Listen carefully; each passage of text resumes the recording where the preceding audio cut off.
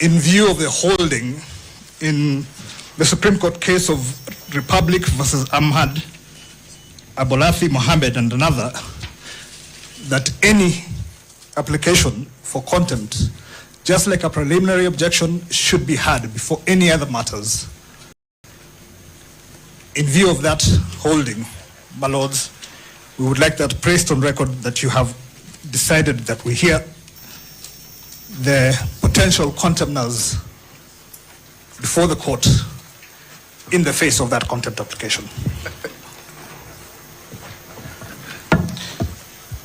My lord, I think the court has given a direction, and our position on that is that if counsel is unhappy with the directions you've just given, he knows what to do. We have spent far too much time running away from the business of the day. This matter was certified urgent several days ago. It seems on the 9th of October that when the applications before you were certified urgent, we came here, the other side scattered the date when we came with what turned out to be a frivolous issues about to empanelment. When sufficient time had been wasted on that, they came again with what turned out to be a frivolous application on recusal. Now you're being told about the application for contempt. We must take it as beyond argument that when this application came before the court in Gachagua'S, whereas the court in Gachagua'S fixed a date for the application now before you, it did not fix a date for the application. Now you're being told to jump the queue. And if that be the case, then we must take it. It did not impress the court in Kirinyaga as an application warranting the type of priority that you're now being told. On the issue of whether contempt, if that argument were to hold, my lord, we too, the party representatives, filed a PO, and you've not heard me telling you. On record, in view of the holding in the Supreme Court case of... When sufficient time had been wasted on that, they came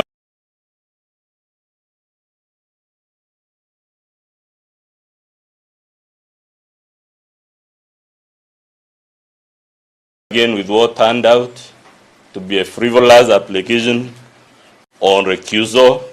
Now you're being told about the application for contempt. We must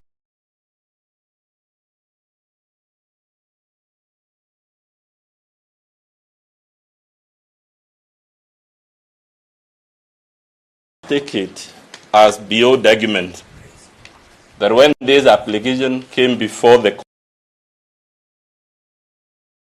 we believe are serious and weighty. We have no interest in raising frivolous issues. And I believe that is why this honorable court gave leave to appeal. This court will not give leave to appeal against any frivolous points. Thank you, Senator Counsel. My Lord Presiding Judge, permit me, speaking on behalf of the 9th petitioner, there is a concern that we have in view of the directions that have been shared by my Lord Justice Mrima, and my Lord, the comments that have been made by my senior, Dr. Muthomi Thiankolu. My Lord, indeed, there is a preliminary objection that we were served by counsel representing Professor Kithure Kindiki, appeal. And my Lord, just to assist us, I remember in the year 2021, when there was a challenge on the appointment of the Chief Justice, my Lord Justice Mrima had, in that instance, given a conservatory order while there was a pending preliminary objection on record. And when the state went to the Court of Appeal, there was direction that was given at the Court of Appeal that when there is a serious attack on the jurisdiction or the authority of the court, especially in view of a preliminary objection, then it is incumbent upon the court to first consider the merit or otherwise of the preliminary objection that attacks the jurisdiction of the court before perhaps we can go to any other matter or business of the court. I have with me, and I will share with the court, the decision that was made after a decision was arrived at by my Lord Justice Mrima and two others. Thank you. Thank you. Thank you very much. My Lord, is it possible that we just proceed? We Frivolous is just Council, we don't use that kind of language. I think Senior Counsel Paul Mutte is right that frivolous proceedings are not in this court. They may be elsewhere, but not here. My Lord Justice Mrima will give directions. We proceed as a directed. Applicants. My Lord, I was on my feet. This is on behalf of the petitioners on the issues of time allocation. My Lord, the respondents have two whose effect would be to guard before the first business of the court, before the directions of hearings are given, which we thought we could do on Friday, has always been that is necessary for them to do fair representation within the issues. The petitioners wants to plead and beseech the court that each of the application by the petitioners, we shall need 1 hour each to carry out the instructions of our client. My Lord, you have seen the bundle of documents that everybody is having here. This is a court of record. I'm sorry to interject. Start with your 20 minutes. If they are not enough, we will consider. We're here. You shouldn't worry about time. My Lord, for purposes of that issue, if I could just finish. The problem that we have, because we need to organize ourselves, that the time that has been given, one is going to do this and the other. Why that is absolutely important is that at this particular stage, because this has been a recurring thing, that there is instructions to be carried out. This is a court of record. We would want a fair allocation of time from the court of record. We would want a fair allocation of time from the inception so that we are able to feel that at the end of the day, we did not refer to the court as a substandard case or an incomplete case. So it is only the minimum fairness that we should have.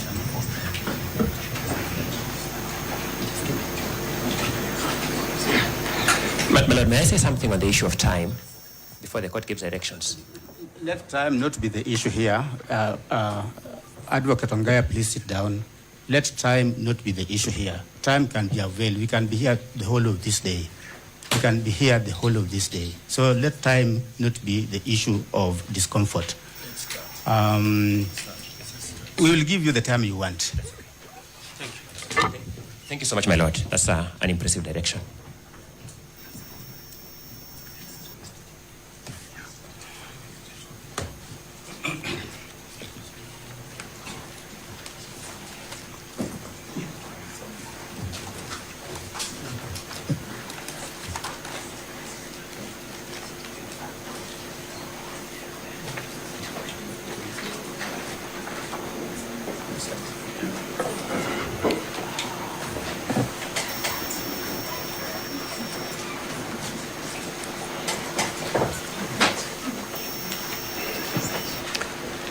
My Lord, Your Ladyship, the sole purpose of conservatory orders under Article 23 of the Constitution, which gives this court power to issue conservatory orders, is to preserve the substratum, the subject matter of the petition. Here, what is being preserved is the right, constitutional right of the deputy president who has challenged the impeachment for violating his rights, seeks to have that impeachment vacated and quashed. That is what needs to be preserved, and that is the purpose for which 3 judges issued conservatory orders, or 2 judges issued conservatory orders. But my lords, Your Ladyship, those 3 judges sitting separately, each one of them made a finding that there were serious, weighty constitutional issues raised that needed to be fully canvassed during the hearing of the petition, for the court to have the opportunity to give a considered decision on those issues, and therefore gave conservatory orders to preserve the subject matter so that the deputy president remains in office. There is no vacuum, there is no insecurity. My Lord, the best guarantor for security is observance of the rule of law, constitutionalism, and the Constitution. And this is the court that has that weighted duty of ensuring that that happens. My Lords, the weighty issues identified by the three judges are: one, the issue of public participation. The petitioner here says the public participation was a sham. We will be going into that through my colleagues. I'm just saying the weighty issues here. The second issue was the constitutional validity of Standing Order 68, giving a period of only 12 days to finish the whole purpose of the impeachment. And I would like to mention this issue of public participation, and indeed the time of 12 days, assumes added importance when we remember the wording of Article 1.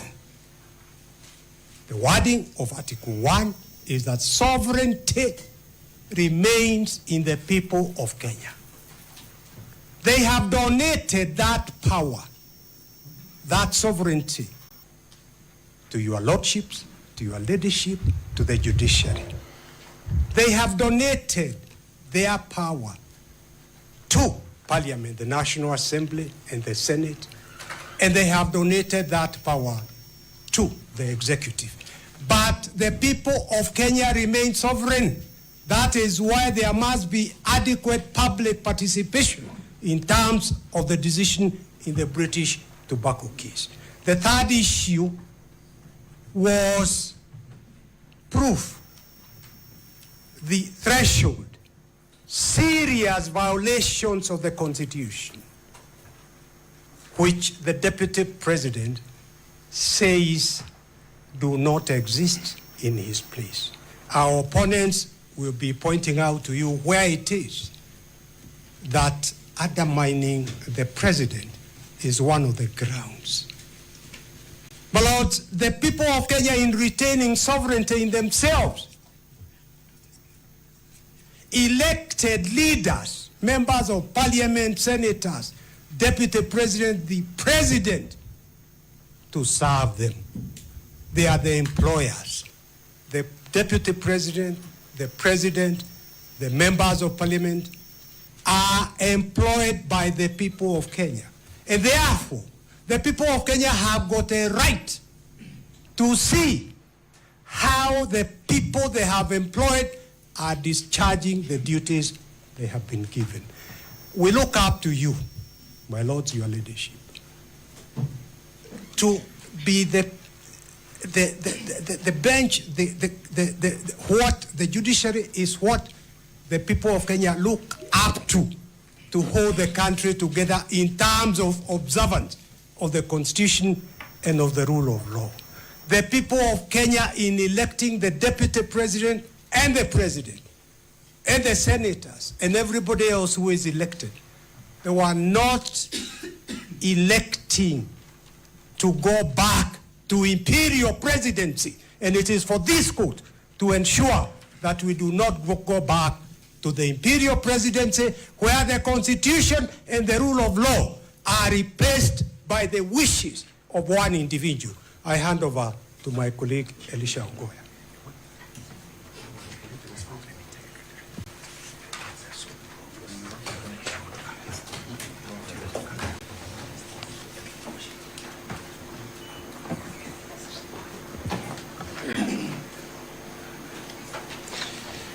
My Lord, for the record and for the interest of those who are transcribing the proceedings, my name is Elisha Ongoya. I appear for the first petitioner applicant, His Excellency Rigathi Gachagua, Deputy President of the Republic of Kenya. My Lord, I stand here to canvass the Deputy President's application dated 18th October 2024, which in the main seeks that you halt implementation, or put appropriately, further implementation of the resolution of the Senate made on 17th October 2024.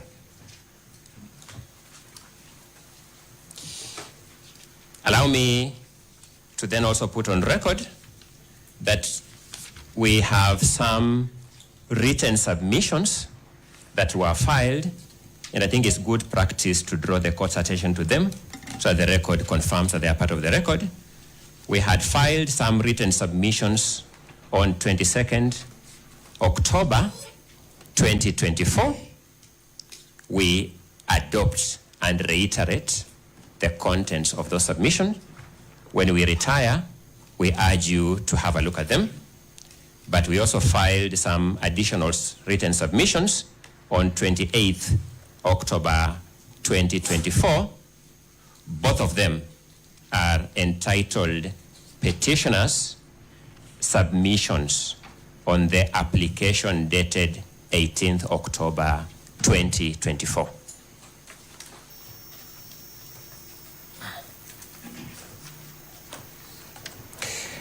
Let me move into the substance of what I want this court to consider this morning. And I want to make some overall observations, my lords and my lady. I prefer to look at this case in this court as an opportunity for our constitutional order. Whereas I know that there may be Kenyans out there interested in this matter, looking at this moment as a challenge to our democracy and a challenge to our constitutional order, I bear a message of hope. I want us to look at these proceedings as an opportunity for our constitutional order. So the challenge for me, my lords and my lady, is how we shall seize and use this opportunity. I look at it as an opportunity for our governance institutions.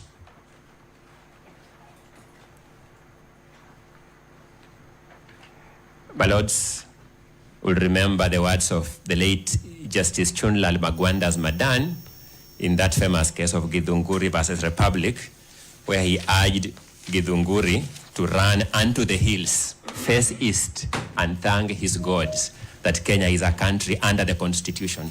I see this as another opportunity. I beseech this court to urge His Excellency Rigathi Gachagua to run to the top of Mount Kenya, face east, and tell the world that Kenya is a country under the Constitution through the opportunity presented by this case. I see this case as an opportunity for the judiciary, and I'll be elaborating on this point in a short while because of the behavior of other organs of government in the recent past. So I see this as an opportunity for the judiciary. I see this case as an opportunity for righting wrongs and not for perpetuating wrongs.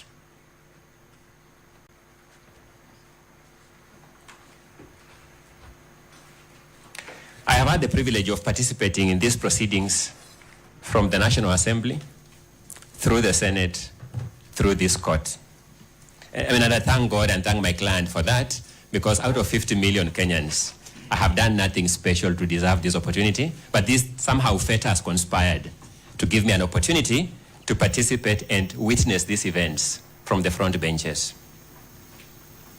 What this case has taught me is just how perilous we stand as a country if we depend on our legislative and executive institutions, and very recently, our constitutional commissions. Our remaining beacon of hope, my lords and my lady, is this judiciary. I have one question for you, my lords, my ladies. Will you drop the ball, or will you hold the ball to the finish line? A brief history of what you will find in our amended petition, by way of paraphrasing, is that on 18th October 2024, this country witnessed an unprecedented hurry by our executive, legislative organs, and our constitutional commissions to beat our constitutional order. I'll demonstrate this shortly. On that day, 18th October 2024, we witnessed an unprecedented hurry. In fact, I would have thought, speaking for myself, that our country has become super efficient. But I discovered that no, we were still waiting long to get our national IDs. We were still waiting long to get our passports. We were still queuing for long in our hospitals for health services. That this unprecedented hurry was for a specified project to beat our constitutional order. And why do I demonstrate this? A process for which the Constitution of Kenya prescribes 74 days at Article 149, Clause 1 of the Constitution was truncated and executed in less than 6 hours. Clearly, we may have varying definitions of the word hurry, but we can build consensus that this one is undisputedly unprecedented hurry. Why did the makers of our Constitution prescribe 74 days maximum in Article 149, Clause 1? Different analysts may give it different interpretations. I beseech you to find, whatever the scope of interpretations, the following will fit into them. Number one, it must have been to give the process optimum transparency.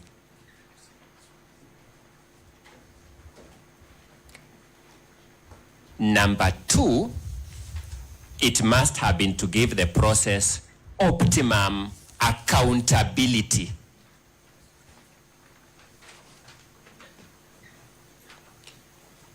Number three, it must have been to give the process procedural fairness. Because whereas we know that justice delayed is justice denied, we also know that justice hurried is justice miscarried. And finally, it must also have been to give public participation in the process under Article 149, Clause 1, some chance.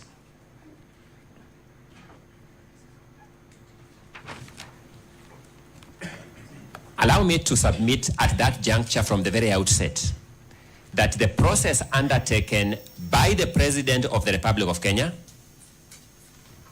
by the Ethics and Anti-Corruption Commission, which was mentioned in the President's communique to Parliament, to the National Assembly, by the IEBC, that was also included in the President's communique to the National Assembly, and by the National Assembly itself, did not even pretend to have an iota of public participation.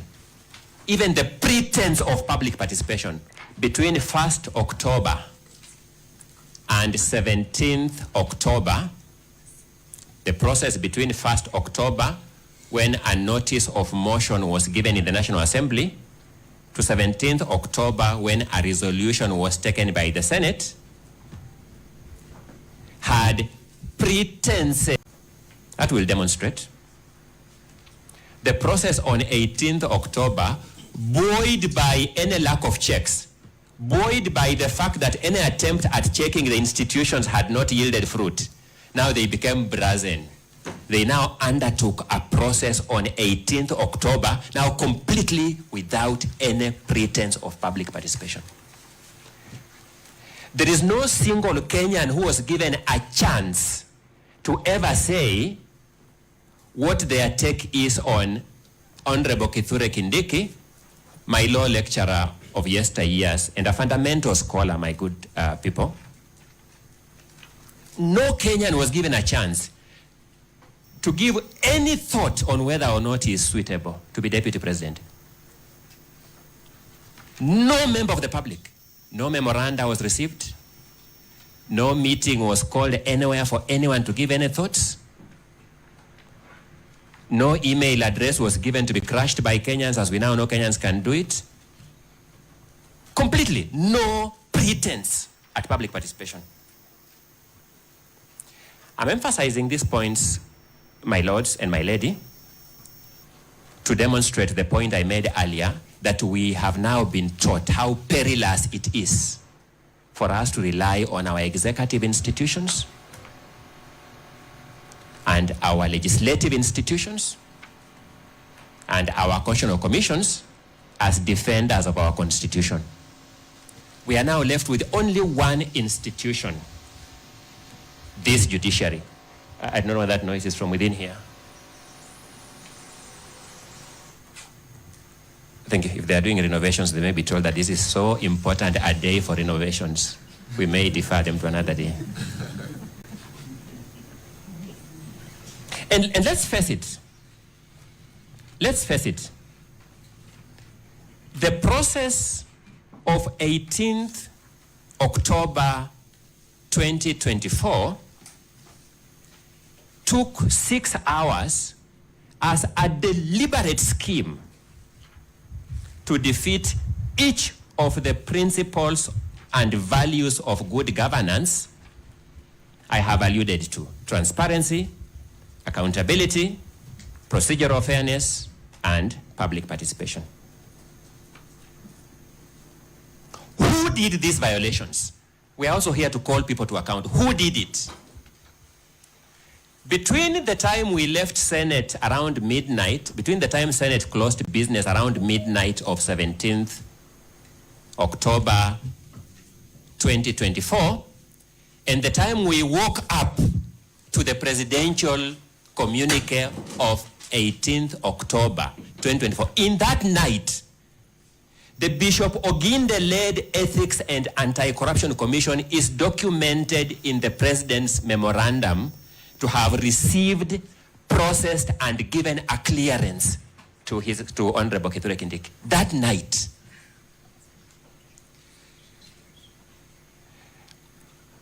My lords, history is important, and I may not remind you why our Constitution prescribes that our presidents be sworn in during the day.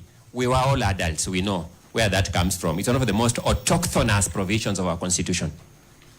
And therefore, when things happen in the night, we have reason to have our antennas high.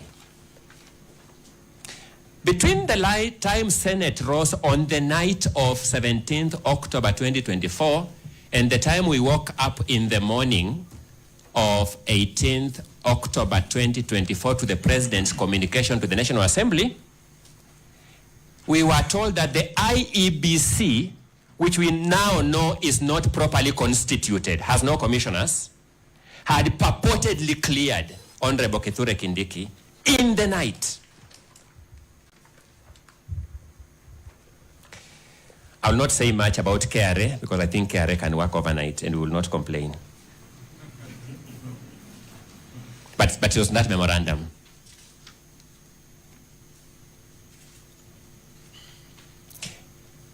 The other other culprit was the president himself. The president of the Republic of Kenya undertook these clearances overnight, and in the morning had a clear, proofread memorandum. Exceptional efficiency, we celebrate that,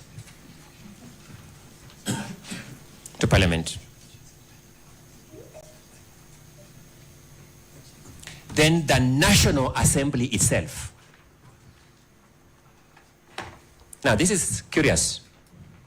The National Assembly itself had called a sitting prior to the resolution of the Senate. The sitting was called prior to the resolution of the Senate.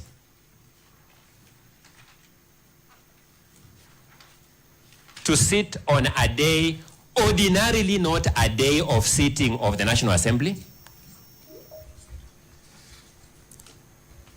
to process a resolution of Senate it had anticipated, the removal of a deputy president from office, and processing clearance or approval of another deputy president.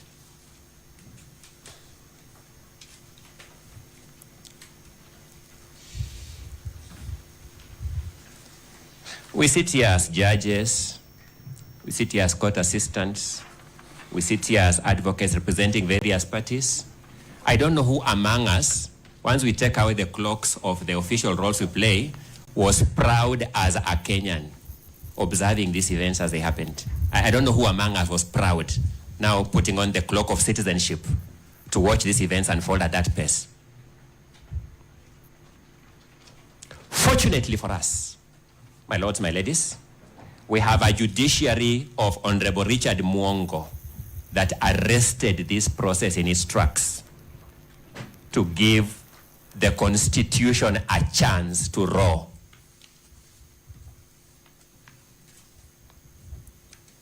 In the far corners of Kerogoya.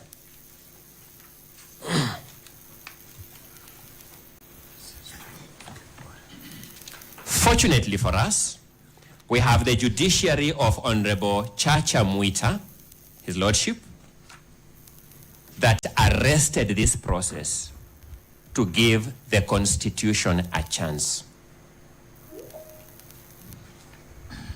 Today, you sit and I stand before the judiciary of Honorable Ike Ogola, Honorable Esim Rima, and Honorable Dr. Frida Mugambi, that has been invited by the respondents to undo that chance that the Honorable Mwita and the Honorable Mwongo gave the Constitution.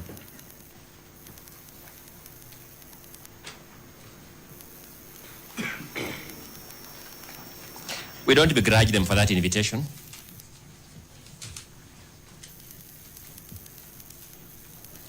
Because under Article 48, they are entitled to come here and make that invitation. Our question is whether the judiciary of Honorable Gola, Honorable Mrima, and Honorable Dr. Frida Mugambi will be baited by that invitation. That's our only question. Throughout these proceedings, we shall be looking at you in the eye to ask, will you fall for this bait or will you stand for the Constitution?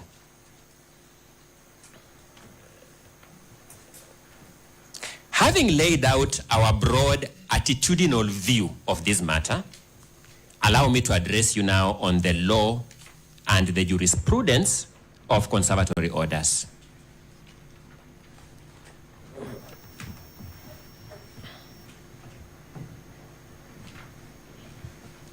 In terms of textual prescription, in terms of the prescription of text of the Constitution, we will find accommodation for conservatory orders in two aspects of Article 23, Clause 3 of the Constitution.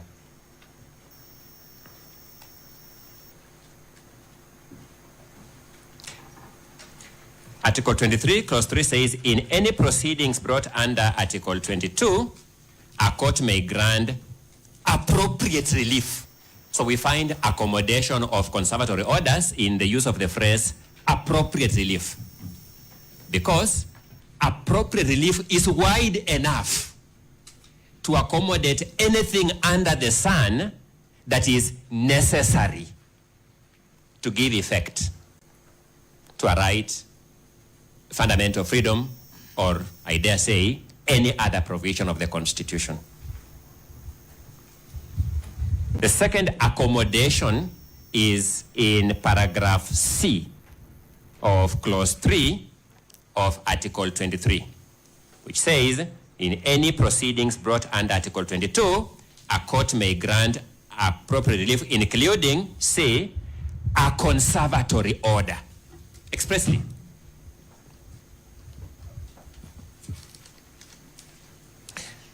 I'm a bearer of good news that in determining whether or not to grant conservatory, to confirm these conservatory orders, my lords, you need not look further than in the demonstration shortly.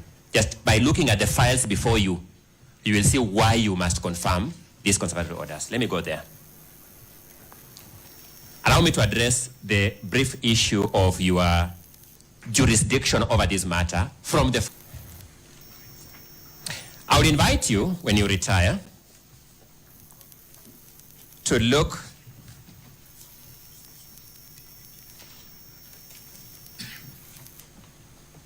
at the ruling of your brother, Justice Mwita, of 15th October 2024 in petition number 550 of 2024.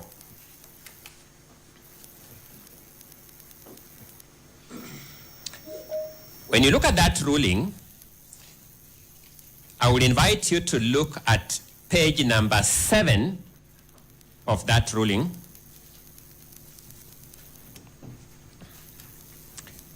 There is a paragraph 7. The way that ruling was processed was that each theme the judge addressed it by beginning with paragraph 1 to the last, then another theme, paragraph 1. So you'll see a lot of paragraphs 1, 2, 3, then it ends, and we begin paragraph 1 again. So you look at the paragraph 7 at page 7 of that ruling of Chacha Mwita in petition number 550 of 2024. For the benefit of this court, for the benefit of everybody who is listening, Honorable Chacha Mwita said the following things at paragraph 7, that the petitioner also argues that constitutional imperatives in conducting public participation were not met. The claim falls within the scheme of Article 165(3), so that this court has jurisdiction to interrogate whether any of constitutional processes said to have been conducted under its authority met the constitutional threshold. The judge has already established that the argument on public participation raised by the petitioners falls within the jurisdiction of this court under Article 165,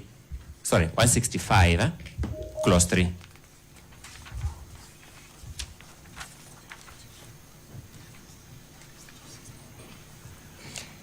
Then, paragraph 9 of that ruling on the same page. Justice Chacha Mwita holds, first he observes that the first respondent has pushed an argument that this court has no jurisdiction to hear a matter arising from impeachment of the president or deputy president on the basis of Article 165(3)(c). Then he reproduces the provisions of the article verbatim. I wouldn't want to regurgitate that because you'll read it. He proceeds now to argue that Article 165(3)(c) is in relation to the process of removing the president or deputy president from office on grounds of incapacity. This process is initiated for purposes of investigating the president or deputy president's physical or mental capacity to perform functions of that office. And here's the clincher. This is a distinct process from that of impeachment in Article 145 as read with Article 150. Article 163(c) excludes jurisdiction of this court over the process undertaken in accordance with Article 144 and not Article 145 as read with Article 150 of the Constitution. Honorable Gachagua'S has made a finding that this court has jurisdiction over a matter or a process undertaken under Article 145 as read with Article 150 of the Constitution.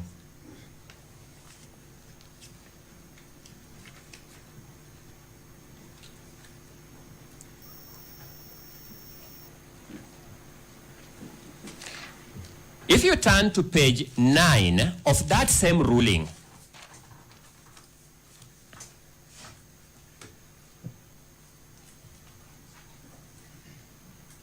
of Justice Gachagua'S of 15th October 2024, in petition number 550, page 9, you will find another paragraph 4. I think I explained why these paragraphs run back and forth.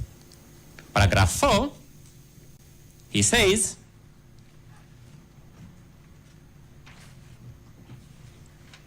I'll read paragraph 4 and 5, so for full effect. Paragraph 4, Article 145 lays down the procedure to be followed in cases of impeachment. He's again asserting the jurisdiction of this court at this stage.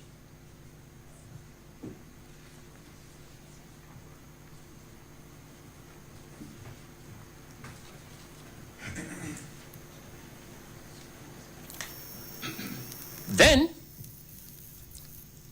I would also invite you to look at at page 10 of that same ruling. At that same ruling. And this is the clearest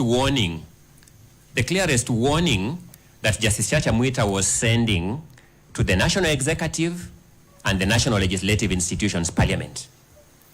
At paragraph 9 on page 10, he observes, in other words, constitutional processes are not about dashing to the finishing line, which is what they were doing. It's not about that. They were being told what you are doing is child's play. And we are not here about child's play, we are here about the Constitution.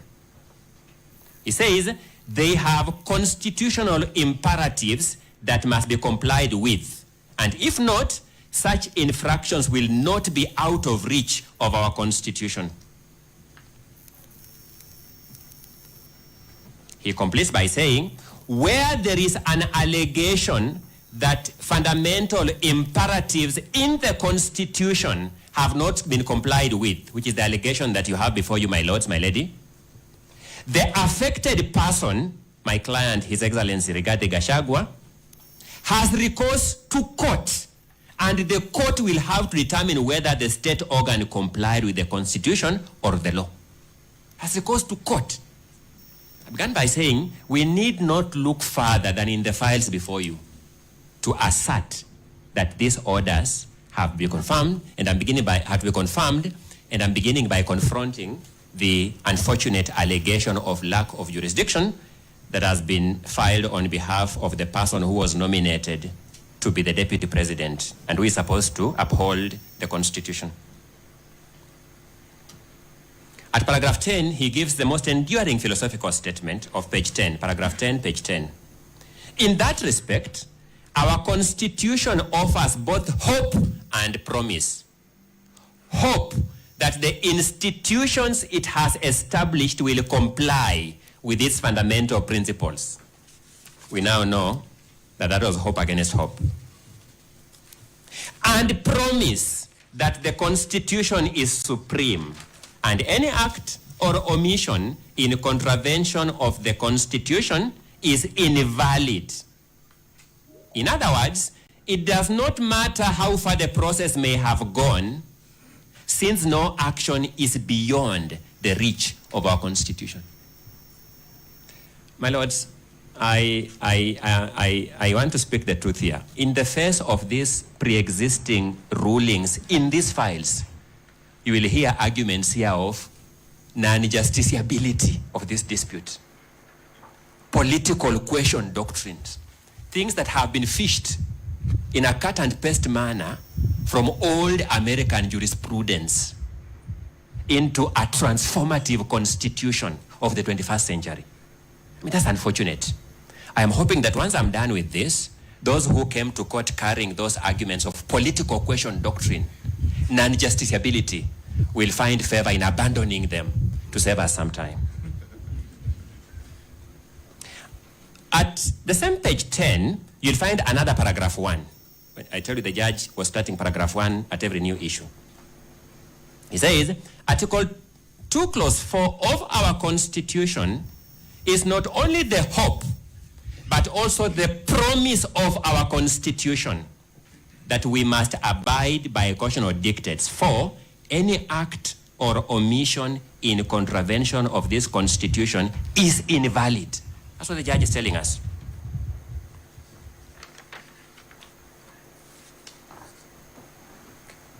When you look at the files before you, my lords, you'll also find the ruling of your brother, Justice L.N. Mugambi, in petition number 522 of 2024, His Excellency Rigathi Gachagua versus the Speaker of the National Assembly and others. Another file that is before you.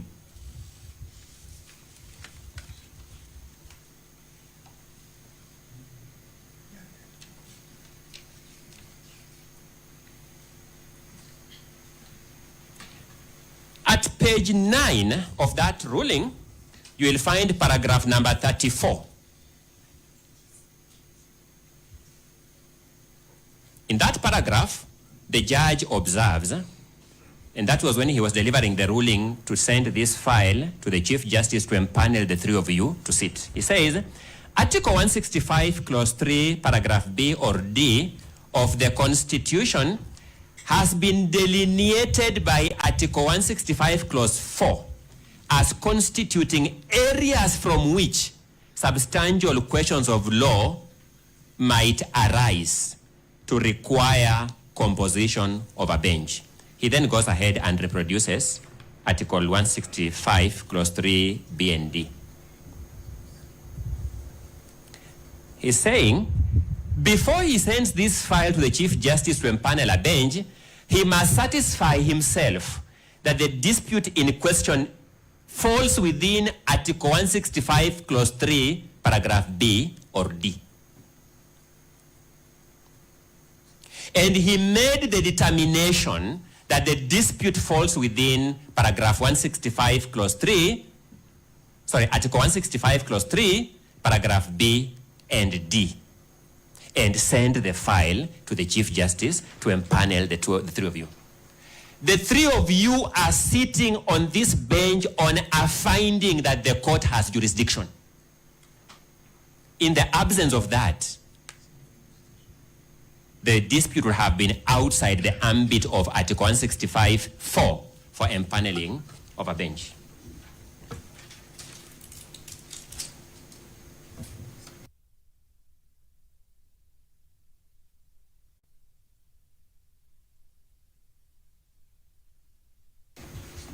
Then there is your own jurisprudence as this bench.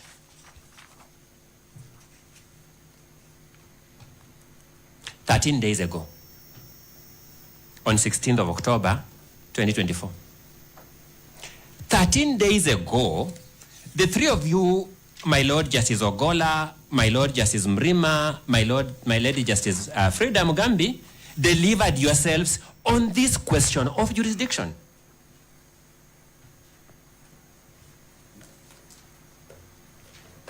In that ruling, in petition number 522, as consolidated now with the others, in that ruling that you delivered on 16th of October, at paragraph 83, you observed that at the moment, that was at that time, this court is being called upon to anticipate the outcome of a process yet to be completed. The application at this point is premature and anticipatory. In any event, should the petitioners not succeed before the Senate, they still have an opportunity to approach the courts. The applicants cannot therefore say they have no remedy." Now, I was asking myself as I prepared, I'm imagining you now telling us, no, you have no jurisdiction. Having told us this, My Lord, how will you look at each other? How will you look at us? You told us yourselves, go to Senate. Once you have finished, come here. Then we come here and you agree with my friend Dr. Mudomi Thiankolu. These are political questions and therefore we cannot deal with them. These matters are unjusticiable. How basic decency militates against at least the three of you, saying you have no jurisdiction. I respectfully submit, my lords, my lady.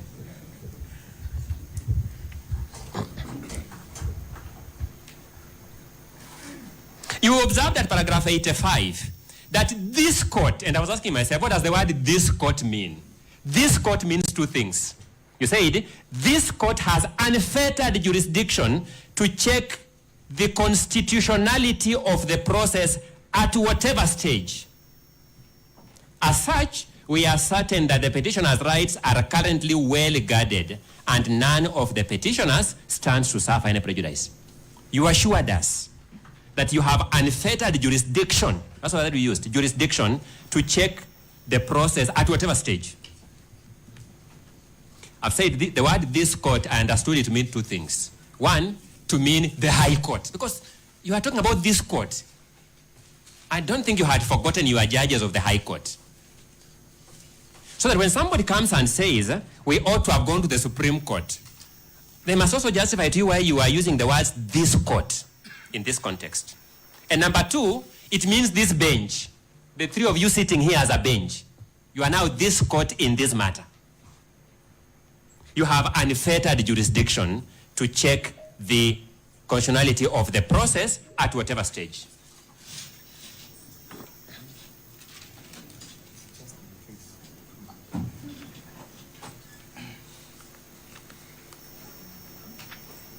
At paragraph 87, you reiterated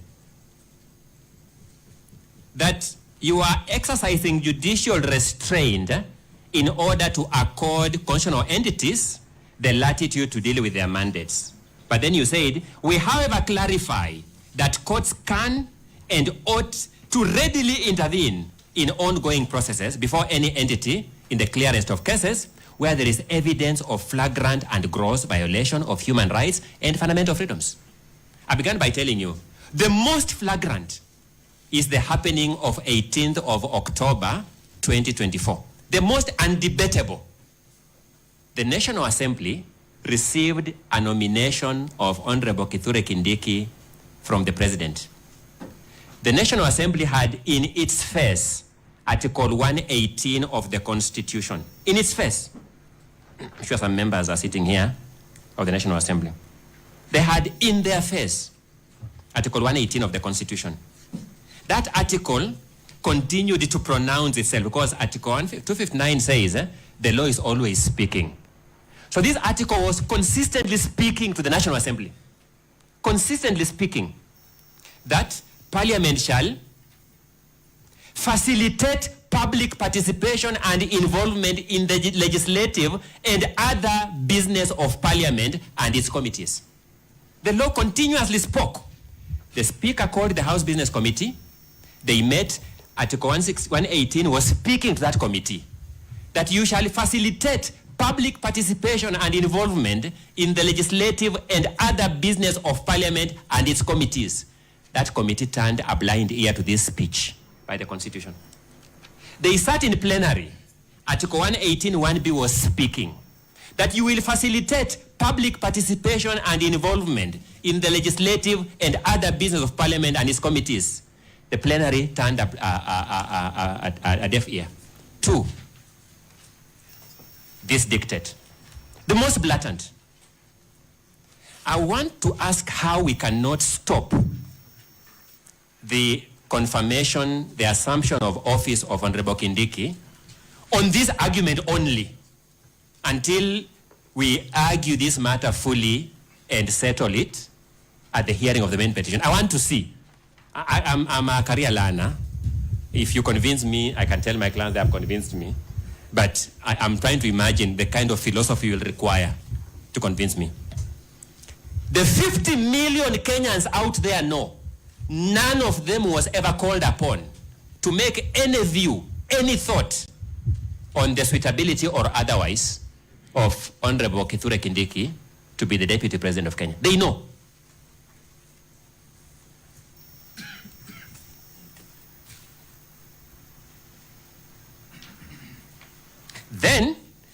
paragraph 90 of that ruling, you observed, in other words, this court is still able to grant a remedy even after the process in Parliament is concluded. You again asserted your jurisdiction.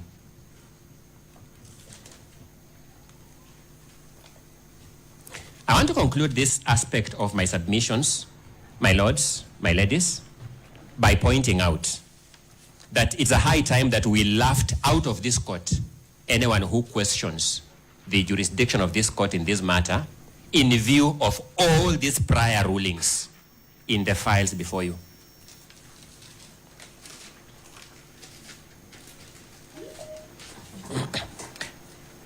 Allow me to then briefly address you on the other aspects of issuance of conservatory orders. Again, I will not go further than your own earlier rulings.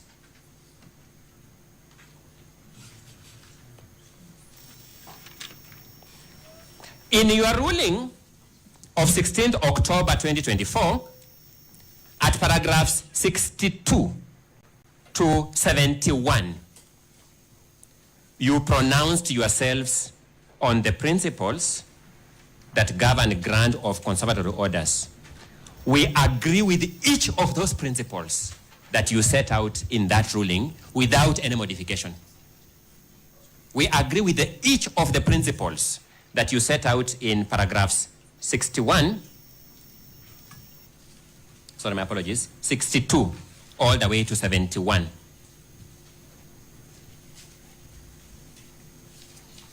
I will address myself to only one aspect of those principles and invite my learned colleague, Mr. Macharia, to address the remaining aspects.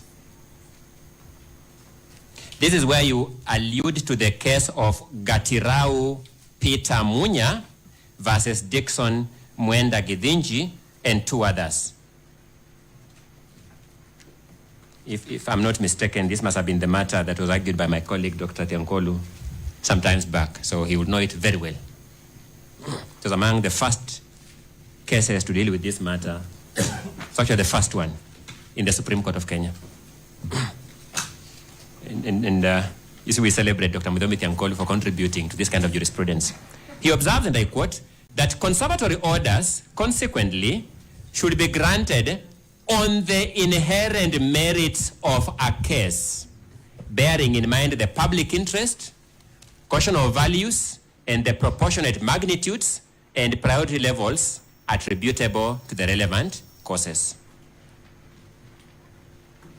I want to address myself to the inherent merit of this case and just on one aspect of public interest. In fact, let me just begin by putting aside the issue of public interest, by asserting as a principle, my lords, that I desire that you hold that the greatest public interest is upholding our Constitution.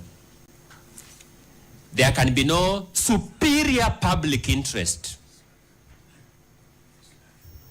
attributable to politics or other considerations that would outweigh upholding our Constitution. In fact, that is my understanding of Articles 2 and Article 3 of the Constitution. Articles 2 and 3 of our Constitution provide that the greatest public interest is in upholding our Constitution. I can see my learned colleagues jittery. I don't know whether they want to raise an objection. Okay, thank you. Not me. I would never raise an objection regarding you. Thank you so much, my teacher and mentor, Professor Gedum Muigai. And I'm sure our other colleagues have taken cue from you, Prof. So that, my lords, when a petitioner raises a matter like the clearest violation I have raised on what transpired on 18th, there can be no greater public interest than giving that matter a chance to be ventilated fully. I can't imagine of any. But having said that, let me now deal with how this petition meets the inherent merits test. Just a minute. We had earlier on given a time allocation which Mr. Kibe disagreed with and asked for 2 hours, we will give you that 2 hours and not beyond. You have done 1 hour. Okay, let me now take 15 minutes to summarize the rest of the argument. Then we see how to wind up that. So let me address the issue of inherent merit, because that's my last argument. Then I can see what my learned colleague, Mr. Masharia, can mop up. We had gotten another indication, my lord, that we have the whole day. That's the last direction you gave before this one. So that's why your words, my lord. I'm sure the transcript will come out with those words. That is, we speak as Africans. Let me do the best I can in view of the new direction, because that has made me now to change my approach, which can... Certainly, Mr. Ongoya, you didn't expect that we have the whole day. We had given directions on time, Yes. and on your own authority of Mr. Kibe, he said you would want 2 hours. And we have agreed to that. So let's stick to the petitioner's side having 2 hours. Let me give it my best. We'll deal with the eventualities. Allow me then just to refer you to a few things. On your ruling of 16th October 2024, at paragraph 78, you observed, and I quote, "In sum, therefore, in determining whether a matter discloses a prima facie case, a court must look at the case as a whole. It must weigh, albeit preliminarily, the pleadings, the factual basis, the respective parties' positions, the remedies sought, and the law. In so doing, a court must be guided by Article 22, Clause 1, and Article 258, Clause 1 of the Constitution, which provisions are on the right to institute court proceedings whenever a right or fundamental freedom in the Bill of Rights has been denied, violated or infringed, or is threatened, or when the Constitution has been contravened or is threatened with the contravention." Then you at paragraph 79, you observe, "Applying the above in this matter," petition 522 that is before you now, and without much ado, we are satisfied that the consolidated petitions raise constitutional issues that require further judicial consideration.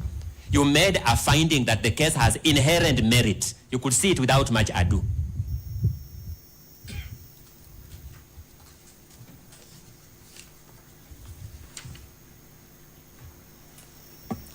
At paragraph 93 of that ruling of 16th of October, you observed that we have no doubt in our mind, your mind was clear, my lords, that this matter raises issues of immense public interest. A matter that raises issues of immense public interest, we argue, is a matter that is infused with inherent merit. When you consider the ruling of your brother, Justice Chacha Mwita, at page 9,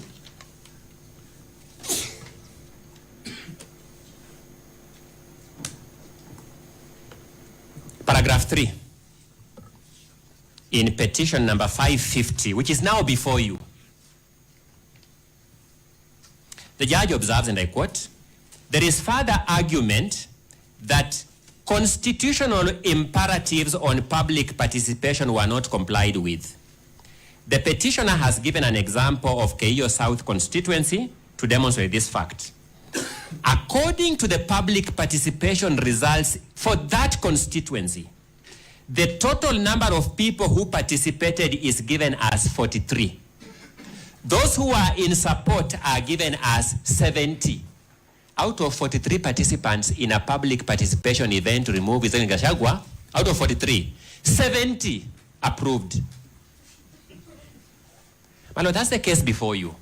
This is how we have treated His Excellency regarding Gachagua, my client. Those who did not support were 3. They also got those who did not support. Having gotten 70 out of 43, there has some residue of 3 not to support. The percentage of those who support was 162.79%.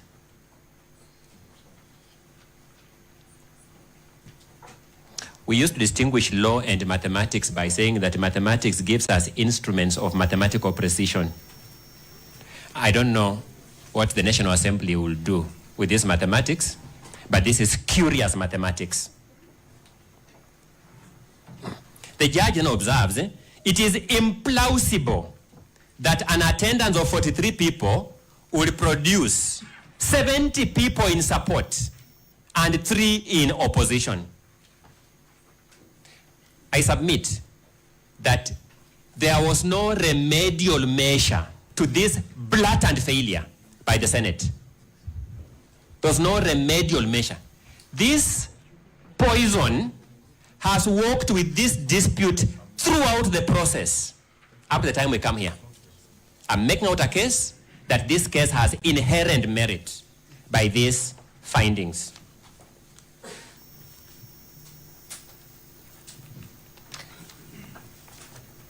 At page 11,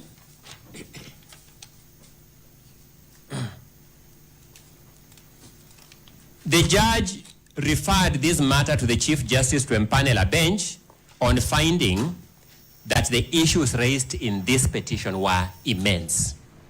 Again, that speaks to the inherent merit.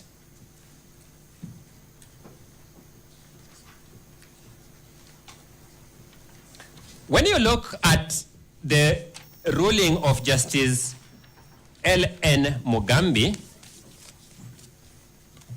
of 11th October 2024, all the way from paragraph 38 to paragraph 42,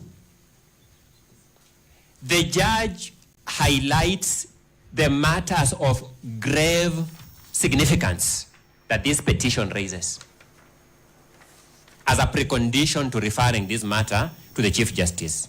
I submit that this speaks to the inherent merit of this case.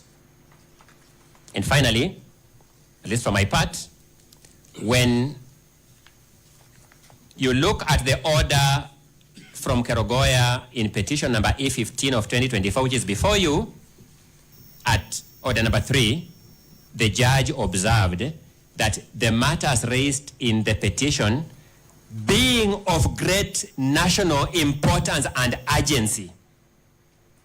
He then referred the file to the Chief Justice. And I have 2 observations to make here. The finding that the matter was of great national importance and urgency speaks to the inherent merit of this case. If you look at order number 5 of the order of your brother Justice Mwongo, he gave the conservatory order because of the finding in paragraph 3, in order 3. He says, in light of the nature of the matters raised as noted in order 3, a conservatory order be issued. I want to submit to the nature of those matters has never changed. For you to vacate this order, you must convince yourselves, convince us, and convince the entire Republic of Kenya that the nature of these matters has changed. The matter has remained as it was on 18th of October 2024, which was the basis for the grant of conservatory orders. I therefore submit as follows: that because this bench, Justice Mugambi, Justice Mwita, and Justice Mwongo have, in the various rulings above, already found that this matter has inherent merit, it is not open to the respondents in their application for setting aside to invite this very court to revisit that matter and reach a contrary finding in the face of the principle of res judicata that you considered and applied on 16th of this month.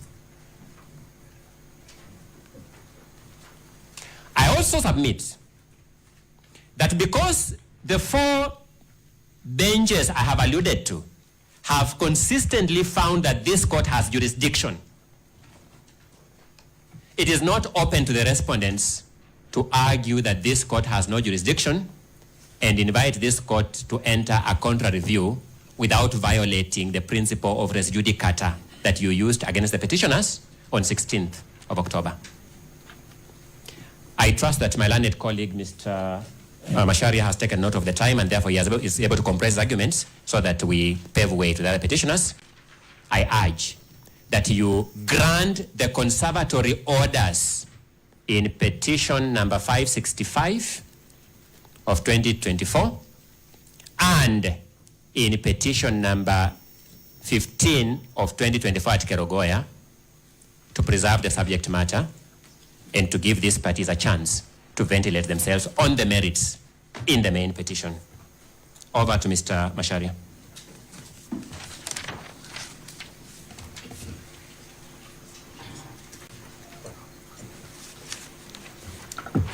If it pleases your ladyship and my lord, I will speak to three issues. The first of those issues is an issue raised most robustly by my colleague, I believe it's Dr. Yankolu, and it is the question of political question. The second issue, my lords and your ladyship, will be the question of fair hearing. And the third one will be jurisdiction in the context of Article 40. Let me begin with the last one. In response to what the petitioners will tell you this morning, you will be treated to the most astonishing claim in our 10 years of the Constitution 2010. You will be told that the National Assembly and the Senate and the Executive have a dictatorship, have an autocracy on political questions, that those questions cannot be questioned by this court. That is the textbook definition of dictatorship and autocracy. The Constitution of Kenya, beginning at Article 1 and going to Article 10 and on to the end, is replete with the word accountability. Kenya is not a presidential democracy. Kenya is not a legislative democracy. Kenya is a constitutional democracy. When we gave ourselves this constitution in 2010, we introduced into it a concept known as limited government. And what that concept means is that those who are accorded powers under the Constitution can only exercise those powers within the four corners of the power granted to them. That is number one. And that number two, on account of Articles 1, Article 2, and 3, all those decisions are amenable to judicial review for purposes of confirming compliance with the Constitution. My good friend, Mr. Dr. Fiankolu and his colleagues have in their submission cited to you a case which they have extracted from the Sonko, allow me to call it that, the Sonko Supreme Court decision. They tell you that on the basis of a decision called Nixon versus the United States, you have no jurisdiction on account of the political question doctrine. But what they've done actually is that they cut out the passages and left out the decision that the court actually made. This is what you will find at paragraph 113 of the Supreme Court decision. And so far, it's the only, I think, full decision by the Supreme Court on the question of impeachments. Full decision after an impeachment. This is what they say. In that sense, and and this is now a continuation from where the respondents here have cited in their submissions. In that sense, and in the exercise of these wide political powers, both the County Assembly and the Senate cannot act outside the confines of the Constitution. So that's the first point. The Senate and the National Assembly, even while acting politically, cannot act outside the confines of the Constitution and the law. That's number one. And they then say, and this is where you draw your jurisdiction from, for to do so would invariably invite the court's intervention, which is what we're asking you to do here today. They then cite the case of Nixon, which itself stated that there must be judicial review when state organs or state bodies misbehave. But this is what the court says. Courts are thus permitted to intervene where matters of constitutional violations arise. And that's not the only one, of course. We've cited before you other cases, including the Wambora decisions, where the court, both the Court of Appeal, went to great lengths to explain where you draw your jurisdiction from.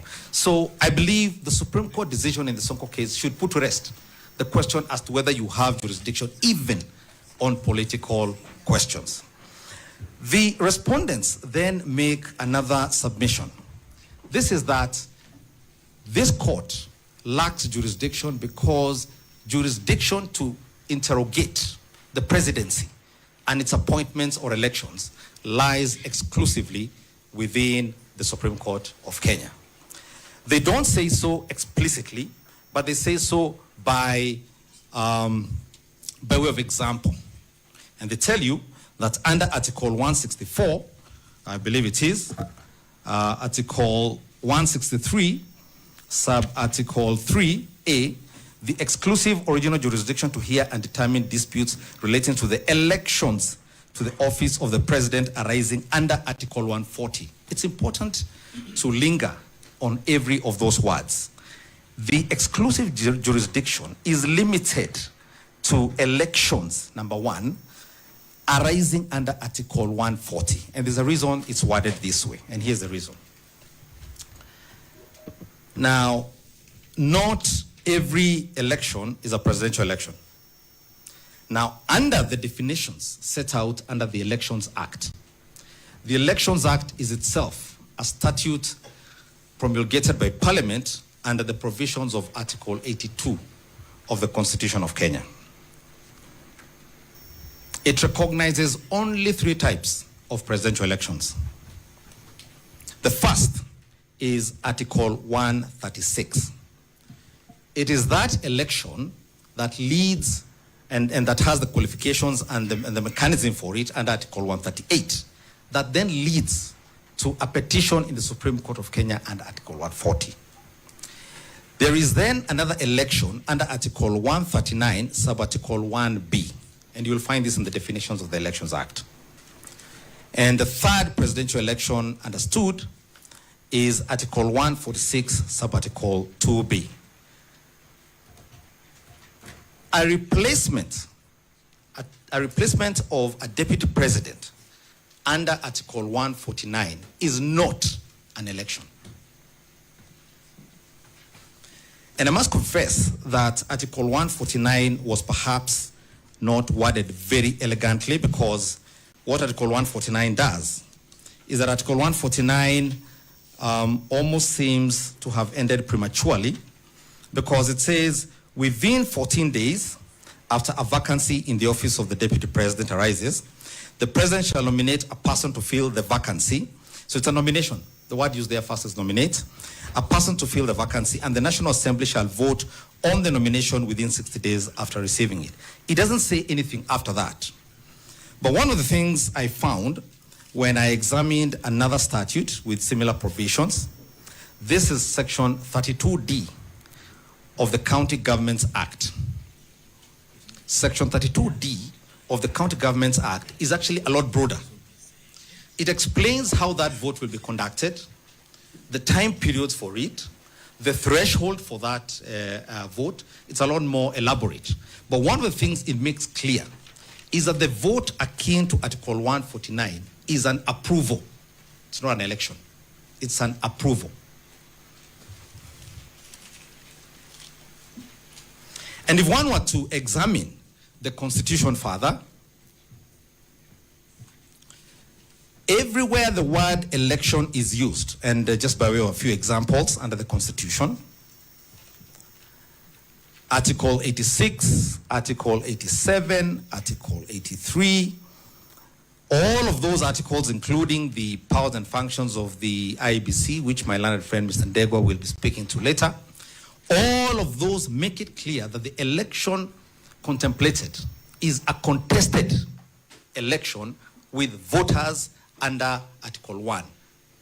14 million Kenyans. That is what the Constitution understands as an election. That then invites the jurisdiction of the Supreme Court of Kenya under Article 140. So it cannot be that the respondents get to make 2 opposing arguments.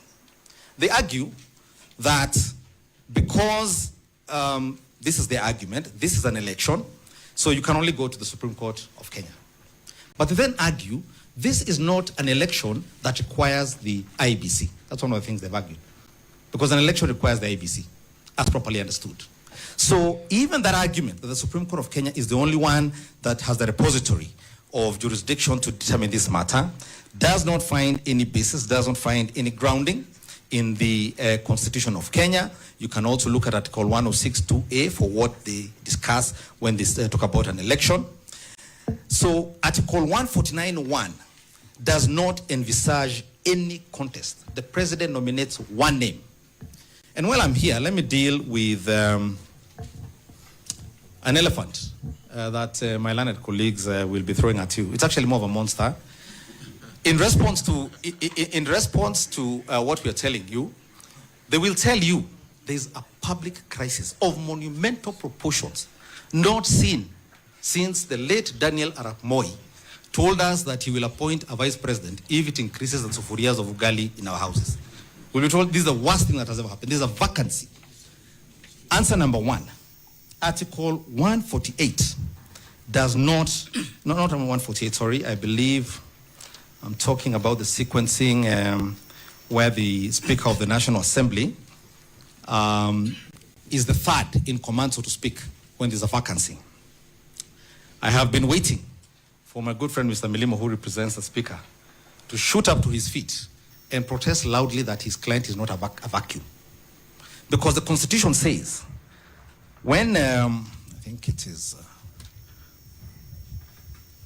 this is Article 146, Subarticle 2(b). If the office of Deputy President is vacant, or the Deputy President is unable to assume the office of President, the Speaker of the National Assembly shall act as President, and an election to the office of the President shall be held within 60 days after the vacancy arose in the office of the President. Two things to note there. In that article, the framers of the Constitution contemplated a vacuum in both the presidency and the deputy presidency. And it is at this point where my good friend Mr. Milimo says his client, Anatosha.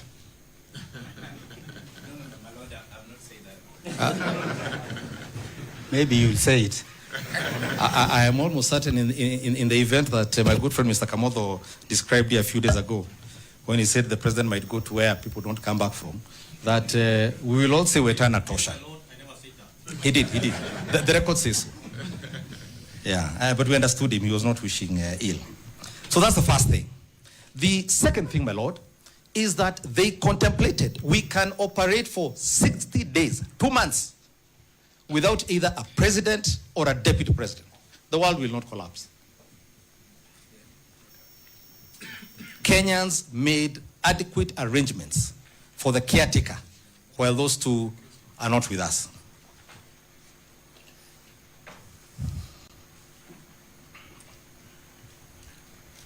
And there seems to be something magical about these 60 days that Kenyans clearly had. Because under Article 149(1), when the deputy president is impeached or there is incapacity, the president has 14 days to nominate a candidate to the National Assembly. That is number one. And because it is not obvious, or it is not a matter of course, that the National Assembly will approve that candidate, it must be contemplated that the National Assembly can refuse to vote for that candidate. So those 14 days can be repeated, which is what the Constitution says. If Parliament rejects the first candidate, the process is repeated again. And the Constitution seems to contemplate can be repeated almost indefinitely until the President comes up with a name that is acceptable. So that is number one. And there's no crisis. The world will not end as Parliament rejects those candidates. So that's number one. But the President having nominated a candidate, the National Assembly itself has then another 60 days. So we can again operate as a country for 60 days without a deputy president.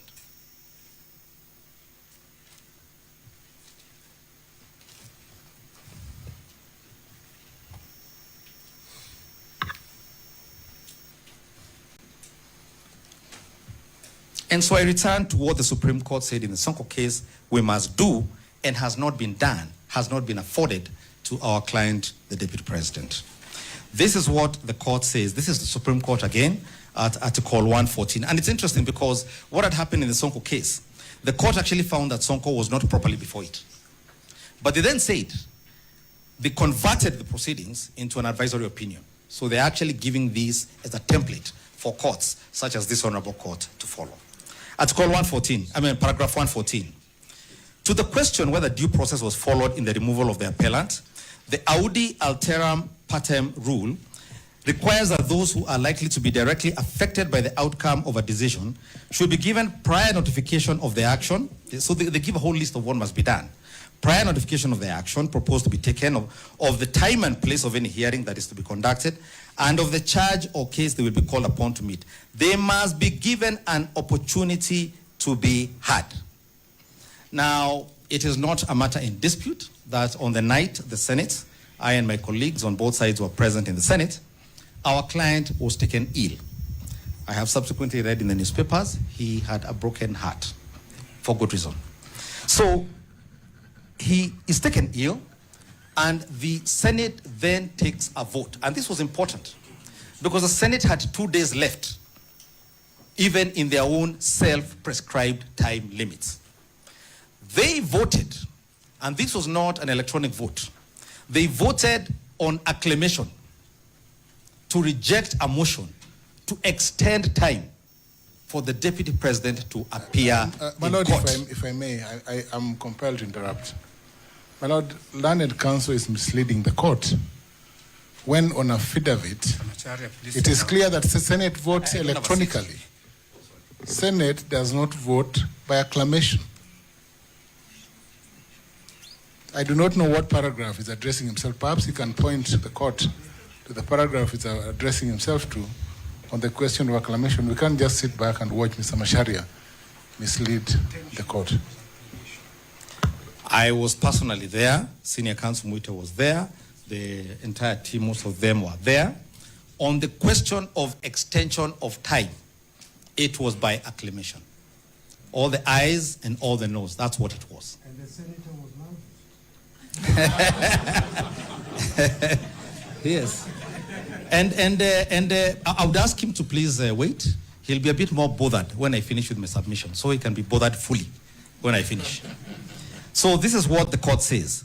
They must be given an opportunity to be heard, to call witnesses, to be represented by counsel, to be availed adequate time and facilities to prepare, and if the accusations are proved, to be given the reasons. This is important. The Supreme Court says you must be given reasons for your decision. There are no reasons. They voted on grounds submitted to them by the National Assembly. They did not give reasons for that decision. Of course, beyond there, they are also entitled to challenge the decision. Again, you've been told these decisions are not challengeable. The Supreme Court says the accused must have a right to challenge the decision, if against them, before a higher court or tribunal. At paragraph 115, Article 47 of the Constitution enshrines the right of every person to fair administrative action. The manner of actualization of those rights have been enacted in the Fair Administrative Actions Act. Now, when this honorable court retires to do its ruling, I would invite you, with tremendous respect, to pay attention to sections 4 and 5 of the Fair Administrative Action Act. They're important in more regards than one.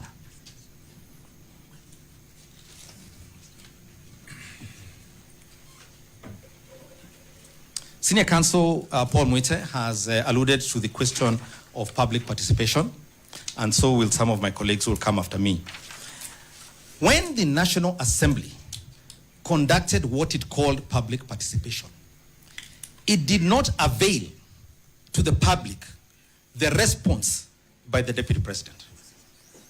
What they did is prepare a charge sheet, a copy of which you will find as Annexure 8 of our affidavit in support of the petition, which for ease of reference is at page 498. That charge sheet asks 3 questions. It first sets out the 10 grounds that the motion promoter had set out, and then asks people, do you agree that the deputy president should be impeached on these grounds? Do you not agree? And then there was a third one, other. That was it. They were not told what his response was, nor was he given an opportunity prior to this process. Because the only way, and you'll find that this is one of the things the Supreme Court says under the Article 47 and Fair Administrative Action Act, the participants in this public participation must know both sides of the story to make an informed decision as the people who voted in this man.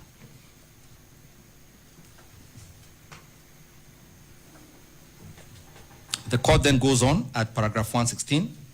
In the process of removal of a county governor, and for this case, the deputy president, the right to fair administrative action under Article 47 and the right to fair hearing under Article 50 of the Constitution all accrue, and I'm paraphrasing here, to the deputy president before a decision to remove him or her from office is reached. An unfair removal is one which goes against the principles of natural justice, just like I've demonstrated, which implies that no adequate notice was given, that there was bias, and where the hearing was not fair. In our amended petition, which you will see in the fullness of time, we have given particulars of how each and every of these issues was violated. The Senate and the National Assembly, first and foremost, constricted the time allowed by the Constitution for themselves. They cut their own time short. And so no one had sufficient time to do anything.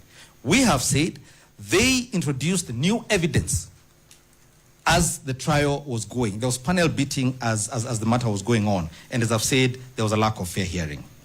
Though, this is Supreme Court, though a political process, impeachment is sanctioned by the Constitution and the law and is not a platform to settle political scores.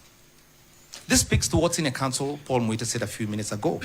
It's not an issue of ticking boxes, going into a room and saying 300 of us have said you're a bad man, you must go. You're a bad woman, you must go.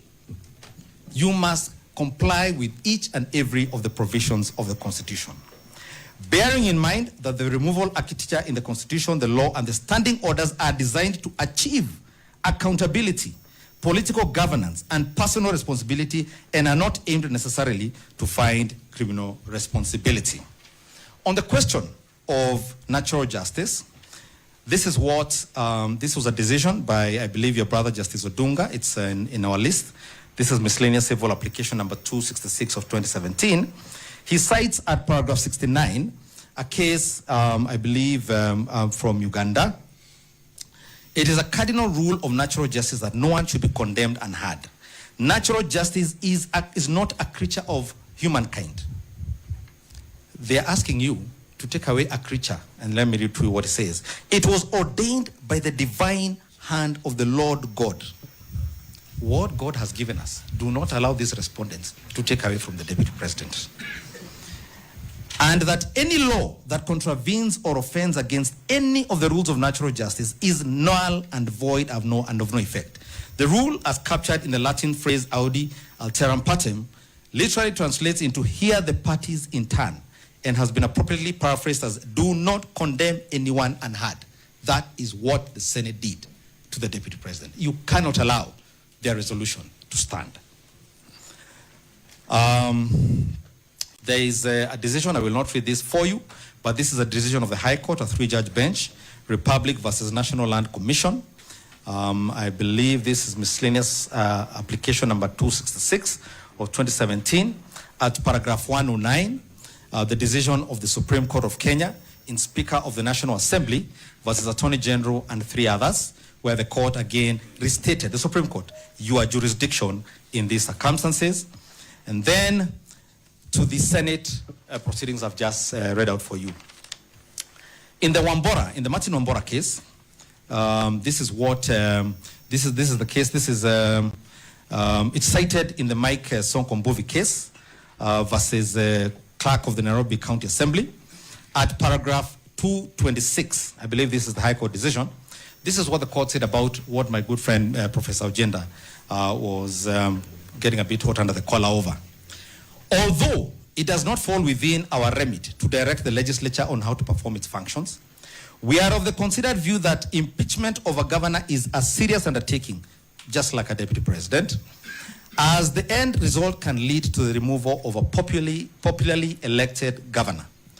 The deputy president before you and the president who ran for election in 2022 were elected by a vote of slightly over 7 million people in this country, out of 14 million people who participated. It's a very serious matter. For this reason, we recommend that it will be desirable that future impeachments proceed through the committee route as opposed to the plenary. This is what the court is saying. We say so because when the special committee is appointed, it has 10 days to deliberate on the matter, thus giving ample opportunity to the parties to adequately prepare their cases. The Senate chose not to avail itself of this constitutional mechanism. The committee gives the perception that each member is actually engaged in the process as opposed to the plenary. The trial of the deputy president was held entirely in plenary. And a lot of things, when you look at the Hansard, for example, there was a lot of issues raised about a will, about a succession matter that has nothing to do with the Constitution of Kenya. When you look at the Hansard, a lot of things that had nothing to do with this constitution, and here's the problem. The committee gives the perception that each member is actually engaged in the process as opposed to the plenary, which can be perceived to be a mob lynching process, which is exactly what happened. That is our submission before you. It is what my late member of parliament from Kangema, the late John Joseph Kamotho, used to call kura ya makelele. Now, under the grounds for granting a conservatory order, one of the issues the court is called to look into is the question of whether the orders or whether the hearing will be rendered academic or nugatory. Now, at paragraph 20 of our supplementary submissions, which are dated 28th of October, 2024, we have cited before you a case by the Court of Appeal, Attorney General versus Matindi, and 55 others, where the court explains the following. A successful appeal is not reduced to a mere Pyrrhic victory or paper judgment. Whether or not a matter will be rendered nugatory is determined on a case-by-case basis, depending on the peculiar circumstances of the case. But ordinarily, the court will grant relief if what is apprehended cannot be undone once it happens, or cannot be undone without undue hardship or expense, or cannot be adequately compensated by an award of damages. The court takes into account the respective hardship that grant or refusal of relief is likely to wrought on the parties. I want you to take my colleagues' submissions where they say you cannot undo. Once a new candidate for deputy president is nominated and sworn in, they say the court has no jurisdiction to undo that appointment. This is what they're telling you. You cannot undo a deputy presidential nominee who has been sworn in and has taken office. This is what they're telling you. At any length, they tell you, this is a political question, don't even look at it. That's why they began. Don't even look at this. The president knew what he was doing, take him at his word and at his actions. So that's one side of the balance of the scale. On the other, you have a sitting deputy president who is before a court of law as he ought to be. If, in the unlikely event, his petition were to fail, all he does is go back home and we swear in the new one once the petition is dismissed. But conversely, if you swear in a new deputy president, you kick in motion a whole series of events, including a president, a deputy president, who is now exercising constitutional mandate, who is chairing cabinet committees, that may ultimately be found to have acted outside the Constitution of Kenya. The balance lies in granting conservatory orders so that we can do this in a civil manner, what former Supreme Court Judge of the Supreme Court of Kenya, Justice Ojwang, used to call a pacific resolution of the dispute. As I said, the Constitution has given ample time for all of us to interrogate these questions. 60 days is the magic figure the Constitution gave us. Let's not be in a rush to undo the timelines given to us by the Constitution. And finally, the decision of, I believe, Gachagua'S Munya, the question of the public funds that are expended, swearing in a new deputy president, getting him a whole fleet of cars and workers, and the trappings of power, and as is the custom, perhaps even doing the road to his village home, all these sort of things. So let's hold our hands until we can determine whether the process that led us to this day was done constitutionally. That is the Peter Gachagua'S Munya decision. My lords and your ladyship, the decision you make in this matter will echo in eternity. It will be a turning point as to whether we continue being a constitutional democracy or a dictatorship and an autocracy. I beseech you, do not let us go down the path of autocracy and dictatorship. Thank you for the privilege of your attention and your time. Unless you have any questions for me, I'll hand over to one of my colleagues. Thank you. Thank you.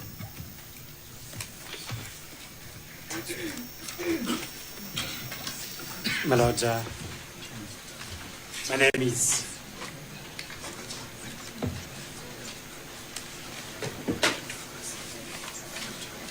My Lord, my name is Kibe Mungai.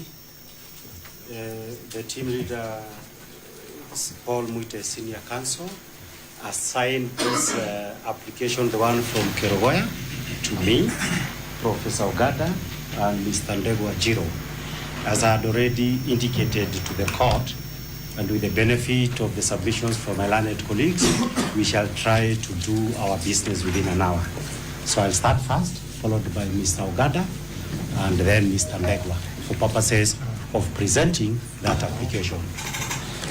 My Lord, let me start by thanking the court for the decisions that it rendered on last Friday on the questions of directions that it gave for the hearing of the petitions that are before the court.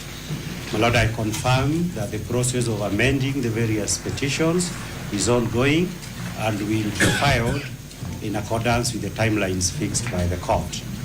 My Lords, going by the timelines that you gave, it is also my pleasure and appreciation, and that is in ensuring with the compliance with the Mutunga rules, that it is possible for your lordships to ensure that in the same way that the month of October we dealt with the political aspects, with the political phases of impeachment, that it is now possible, courtesy of your directions, to ensure that we can be able to have a judgment on merits for purposes of the various petitions that are before you.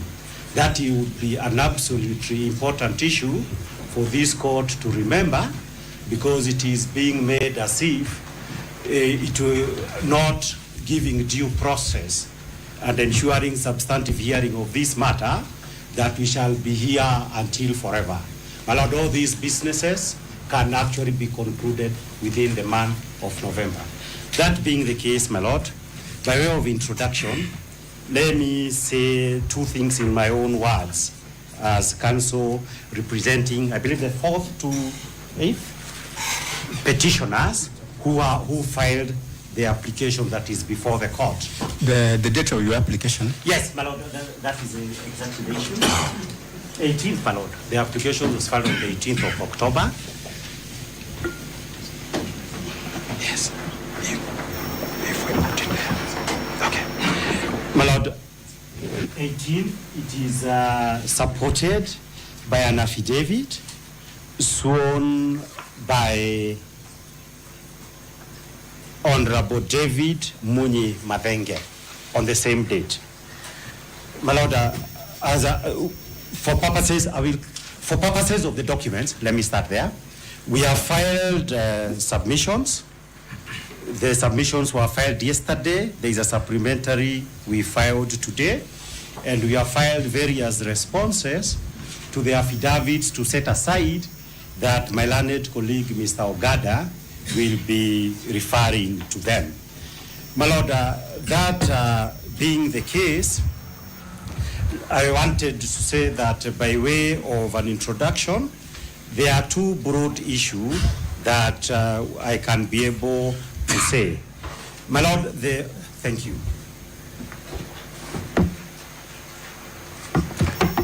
Yes. My Lord, the first issue is that the petitioners moved the court in, petitioners applicants, moved the court in Kerugoya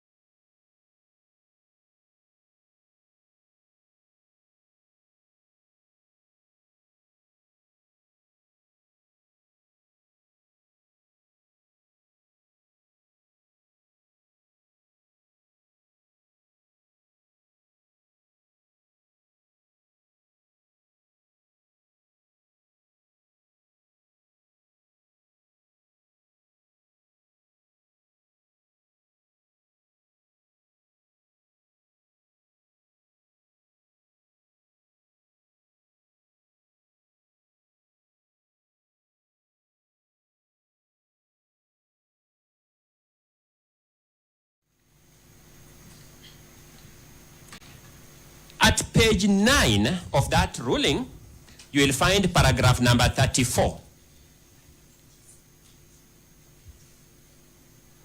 In that paragraph, the judge observes, and that was when he was delivering the ruling to send this file to the Chief Justice to empanel the three of you to sit. He says, Article 165, Clause 3, Paragraph B or D of the Constitution has been delineated by Article 165, Clause 4 as constituting areas from which substantial questions of law might arise to require composition of a bench.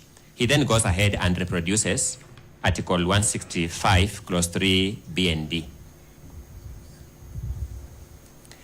He's saying, before he sends this file to the Chief Justice to empanel a bench, he must satisfy himself that the dispute in question falls within Article 165, Clause 3, Paragraph B or D. And he made the determination that the dispute falls within Paragraph 165, Clause 3, Article 165, Clause 3, Paragraph B and D, and send the file to the Chief Justice to empanel the three of you. The three of you are sitting on this bench on a finding that the court has jurisdiction. In the absence of that, the dispute would have been outside the ambit of Article 165(4) for empaneling of a bench.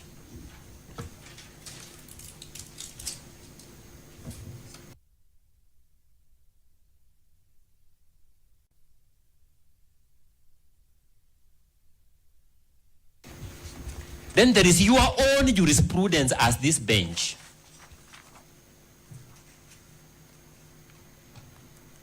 "13 days ago, on 16th of October, 2024. 13 days ago, the three of you, my Lord Justice Ogola, my Lord Justice Mrima, my Lady Justice Frida Mugambi, delivered yourselves on this question of jurisdiction.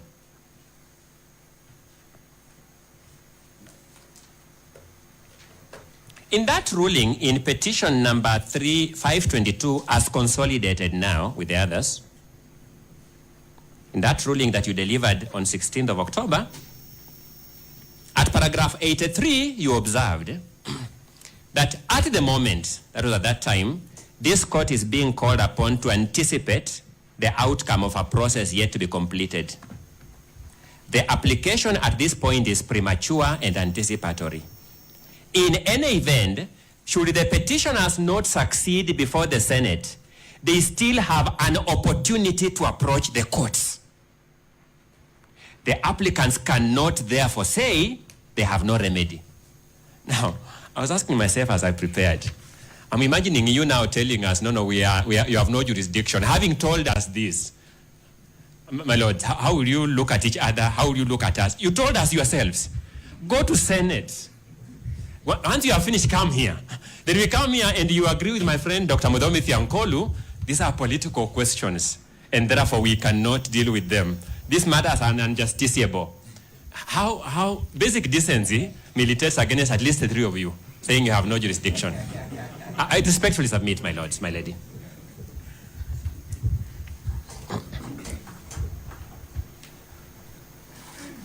You observed at paragraph 85 that this court, and I was asking myself, what does the word this court mean? This court means two things. You said, this court has unfettered jurisdiction to check the constitutionality of the process at whatever stage. As such, we are certain that the petitioner's rights are currently well guarded and none of the petitioners stands to suffer any prejudice. You assured us that you have unfettered jurisdiction, that's what we used, jurisdiction, to check the process at whatever stage. I've said the word this court, I understood it to mean two things. One, to mean the High Court, because you are talking about this court. I don't think you had forgotten you are judges of the High Court. So that when somebody comes and says, we ought to have gone to the Supreme Court, they must also justify to you why you are using the words this court in this context. And number two, it means this bench. The three of you sitting here as a bench, you are now this court in this matter. You have unfettered jurisdiction to check the constitutionality of the process at whatever stage.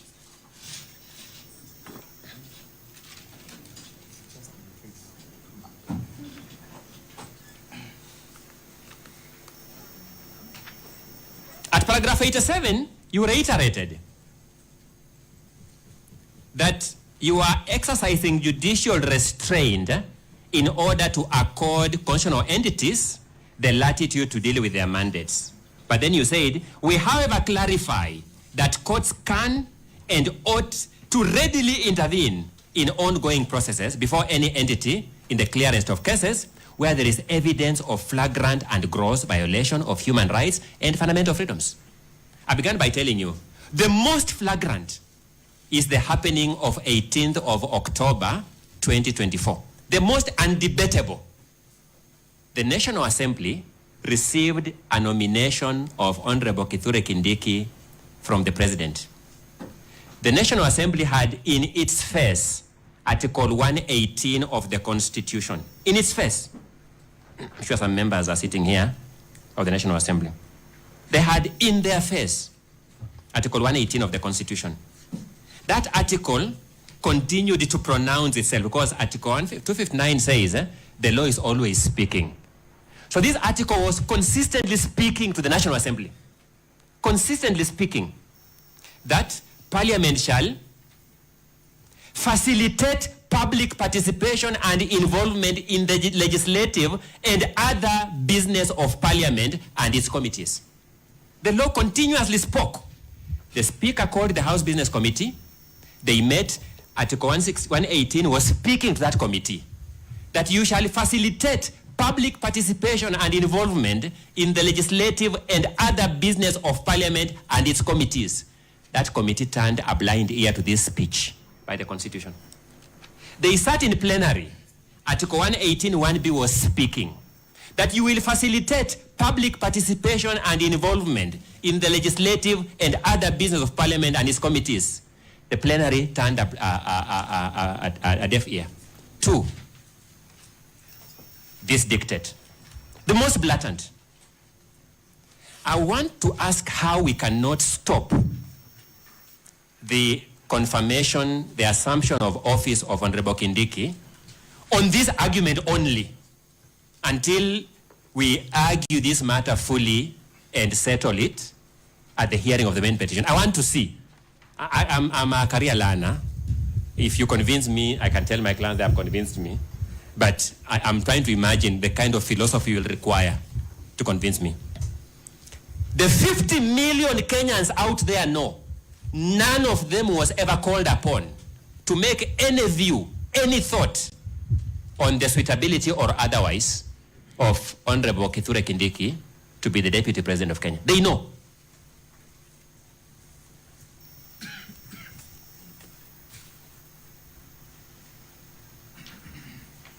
Then, at paragraph 90 of that ruling, you observed, in other words, this court is still able to grant a remedy even after the process in Parliament is concluded.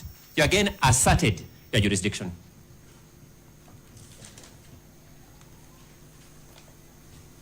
I want to conclude this aspect of my submissions, my lords, my ladies, by pointing out that it's a high time that we laughed out of this court anyone who questions the jurisdiction of this court in this matter in view of all these prior rulings in the files before you.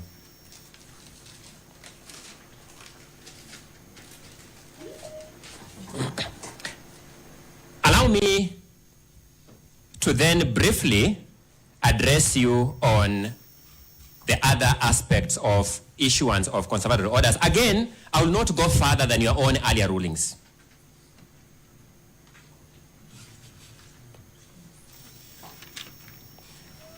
In your ruling of 16th October 2024, at paragraphs 62 to 71, you pronounced yourselves on the principles that govern grant of conservatory orders.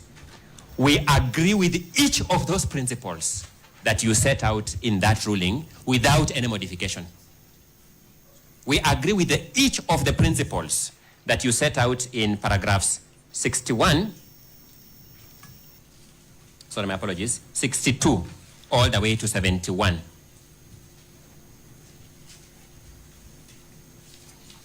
I will address myself to only one aspect of those principles and invite my learned colleague, Mr. Macharia, to address the remaining aspects. This is where you allude to the case of Gatirau Peter Munya versus Dixon Mwenda Githinji and two others.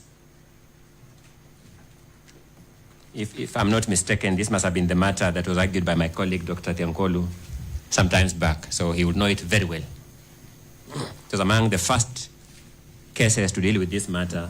It's actually the first one in the Supreme Court of Kenya. And you see, we celebrate Dr. Mudomi Tiankolu for contributing to this kind of jurisprudence. He observed, and I quote, that conservatory orders, consequently, should be granted on the inherent merits of a case, bearing in mind the public interest, caution of values, and the proportionate magnitudes and priority levels attributable to the relevant causes.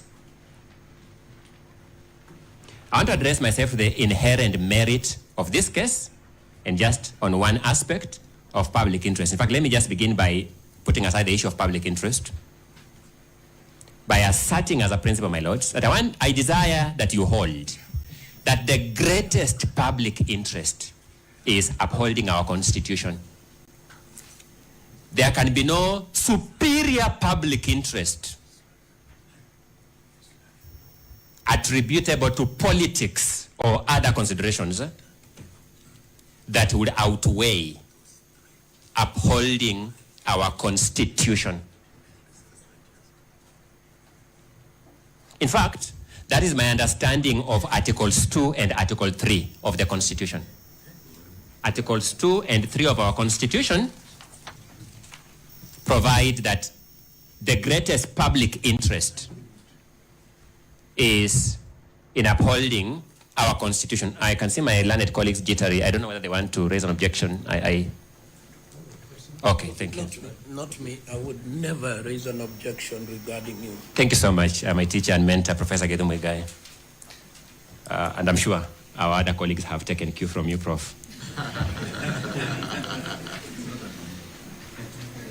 So that, my lords, when a petitioner raises a matter like the clearest violation I have raised on what transpired on 18th, there can be no greater public interest than giving that matter a chance to be ventilated fully. I can't imagine of any.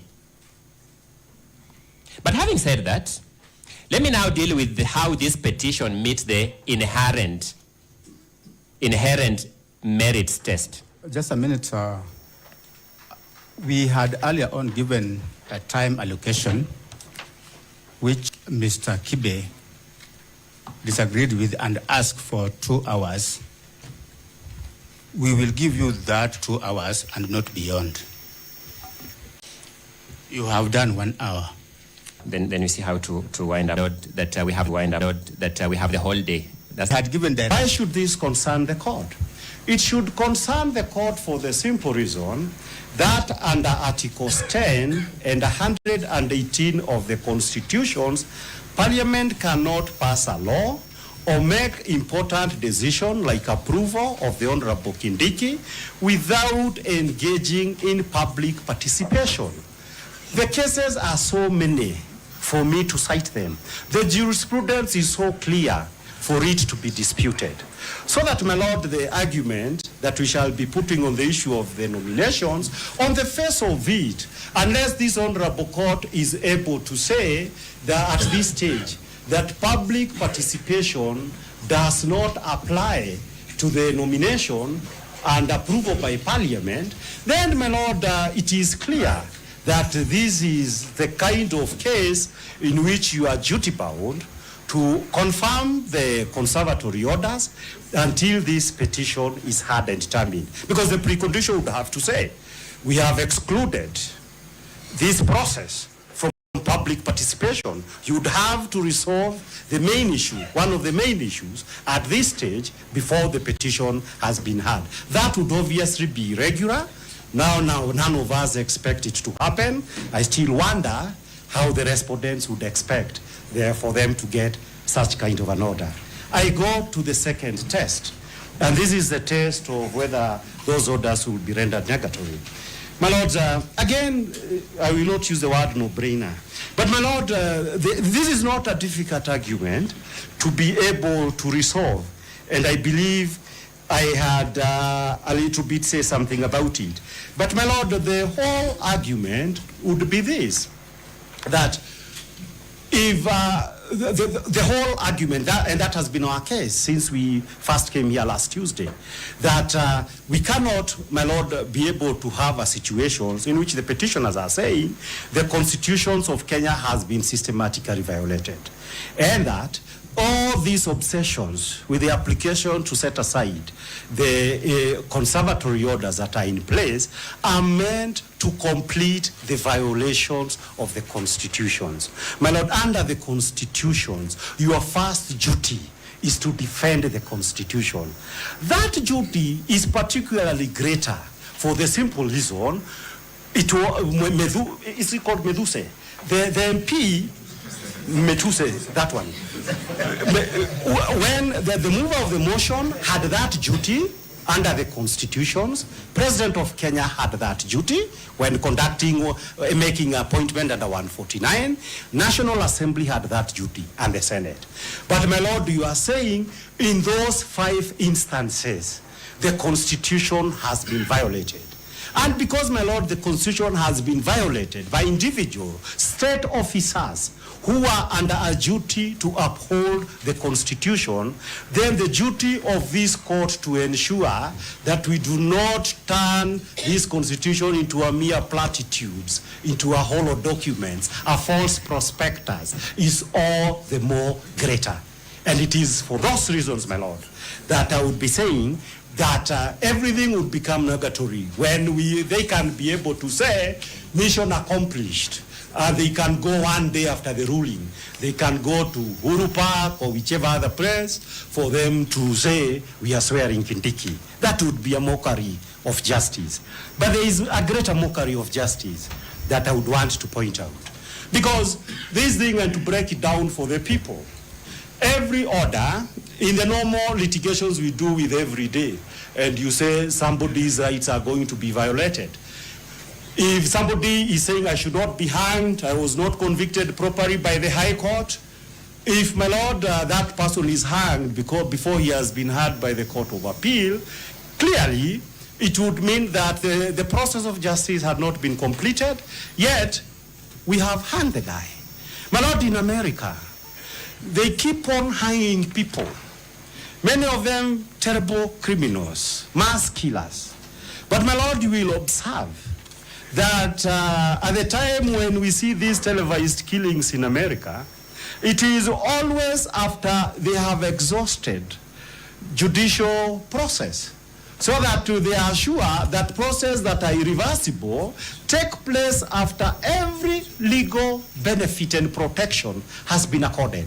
One of those that is important, my lord, is captured under Article 27 of the Constitutions, the right to protection of law. So that the issue, as long as I'm in court, the matter is not yet over. It might well be possible that we might lose this application, the interim application that is before the court. But we might also win it, and we are likely to win it. So that because, my lord, of that issue, that a person may actually succeed at the other stage is the reason why you prevent taking irreversible decisions. And, my lord, what is the scenario that we are talking here? My lord, with the scenario here we are talking about here is simple. Immediately after assuming the orders were lifted, that's the scenario I want to describe. What is it that is going to happen? My lord, we would have a scenario where the Chief Justice, whilst these proceedings are pending before the court, would have to preside over the swearing in of Honorable Kindiki. My lord, is it in order for my learned friend to keep speculating about the swearing in of Professor Kindiki? The issue of swearing in is also, and he's referred to it 3 times now. This is the 4th time. My lord, I believe that's the law. They have been saying they want to. And my lord, whereas you are then. I was to ask my lord, what is the dispute before you? Is it the impeachment and whether it was lawful, or is it the nomination of the second interested party? Because first of all, it's both, and I would want some protection for me to conclude so that we are all fair. They will have their time to respond, and I will not interfere with it. My lord, so that the important scenario that we must seek to avoid is a situation, and this is matter, it is also a matter both of the Constitution and statute law. My lord, the issue is that if we get ourselves into a situation in which the Honorable, the Chief Justice, might have to preside over the swearing in of Honorable Kindiki while this petition is pending, my lord, that, to borrow the words of Honorable, my friend Muigai, Senior Counsel, would be the greatest absurdity that we can encounter. Why is it an absurdity? It's an absurdity, my lord, for the simple reason that one of the authorities that we have cited is the Assumption of Office Act, where, because of the experiences that this republic went through in the years 2007, 2008, specific laws had to be made to ensure that not only will this event be a public event. That's number one. But the more important issue from the standpoint of law is this, that before we get there, all legal disputes, contestations over the right to occupy that office would have been resolved. And my lord, that is the reason precisely why they say, after the Supreme Court has confirmed the validity of those 2 positions, then you do the swearing. My lord, it would amount to taking us back if that aspect, that rule of civilizations, were to be taken away on account of the setting aside of the conservatory orders that were issued, and for very good reasons, by your brother judges. I don't know whether there was a sister, by your brother judges. So that, my lord, the issue, as far as we are concerned, that is an absolutely important issue. We go to the next important issue, public interest. My lord, public interest has been defined in very many cases that are before you. And my lord, these public interest issues are just supposed to ensure that in administering justice, the court will do the right thing. Because we actually have a transformative, one of the best constitutions in the world, for the simple reason that we wanted to be a good example across the world as a leading constitutional democracy. And as a leading constitutional democracy, the issues of public interest is placed at the heart of our constitutional order. I go, my lord, to the definition. This is the only long passage that I will be reading. And this is, I gave the supplementary authorities earlier. This is in the famous case of Murungaro, Christopher Darathi Murungaro versus Kenya Anti-Corruption. This I'm citing the passage appearing at page 7 to 8. My learned senior, Gethu Muigai, will be familiar with this decision. My lord, from the last paragraph, what did the Court of Appeal say on public interest? I read, it said as follows. Lastly, before we leave the matter, Professor Muigai told us that their strongest point on the motion before us is the public interest. We understood him to be saying that the Kenyan public is very impatient with the fact that cases involving corruption or economic crimes hardly go on in the courts because of applications like the one we are dealing with. Our short answer to Professor Muigai is this. We recognize and are all aware of the fact that the public has a legitimate interest in seeing that a crime of whatever nature is detected, prosecuted, and adequately punished. But in our view, the Constitution of the Republic is a reflection of the supreme public interest, and its provision must be upheld by the courts, sometimes even to the annoyance of the public. The only institution charged with the duty to interpret the Constitution of the Republic and to enforce those provisions is the High Court, and where it is permissible, with an appeal to the Court of Appeal. We have said before and we repeat it. The Kenyan nation has chosen the path of democracy.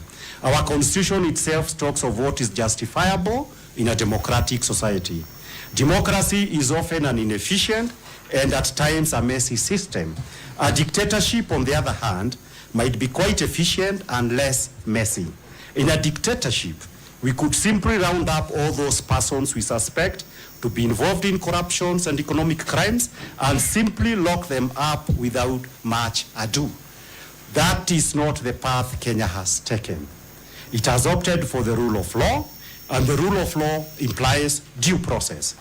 The courts must stick to that path, even if the public may, in any particular case, want a contrary thing, and even if those who are mighty and powerful might ignore the court's decisions. Occasionally, those who have been mighty and powerful are the ones who have run to seek the protections of the courts when the circumstances have changed. The courts must continue to give justice to all and sundry, irrespective of their status or former status. What orders should we make in the motion before us? So then, my lord, I make 3 points with regard to what is public interest as understood by the Court of Appeal. Number 1 is that public interest means enforcement of the constitutions of Kenya. Secondly, my lord, to make the point from what we have cited, that the first duty of ensuring that you both protect the Constitution of Kenya and you protect public interest is vested in the High Court. Every other court above the High Court, the Court of Appeal, the Supreme Court, they can only do that on the basis that they are sitting in an appeal on a decision already made by the High Court. So that, my lord, it will be the submission that this reinforces the huge burden that this court must undertake. And my lord, the final issue that was being understood here is to say a constitutional democracy would not mean anything unless due process is upheld. And due process is the first duty of the High Court to ensure that in whatever dispute that is before the court, before it is decided, the court has confirmed due process has been observed, and as a constitutional democracy, that is a standard, because they try to compare ourselves with a dictatorship, that as a constitutional democracy, we can live with a decision. As my learned colleague, Mr. Ngoya, was saying, we cannot possibly live with a decision in which we would be seeing the Chief Justice, where, if that were to be the case, you would be seeing the Chief Justice swearing on Honorable Kindiki while we are arguing this matter before the court. So that the rules are clear, the rules do not require much elaboration on what they mean. And since that criterion of public interest has been made by the Supreme Court itself, my lord, I urge you to uphold it in the manner that will best ensure that the constitutions of Kenya and its dignity have been upheld. My lord, there is the question, so that I believe that we are very clear on public interest, except to emphasize that for the specifics of this case, what does the call of public interest require this court to do?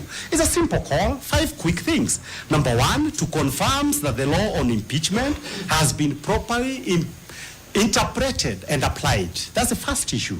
To confirm that the laws on impeachment has been properly interpreted and applied. Number 2 is to achieve substantive justice for the parties, so that when a judgment will be issued by this court, at least everybody can win something, that nobody goes home with a hollow victory. That is the whole idea of substantive justice. The third issue is to determine that the issues of the violations of the constitutions is done while the matter is still alive before the court. My lord, very serious issues on Articles 27, 38, and 50 of the constitutions have been raised. They are all under the Bill of Rights. We urge that while public interest needs to be upheld by ensuring that when this court pronounces itself in a judgment, those issues would not have been turned into academic.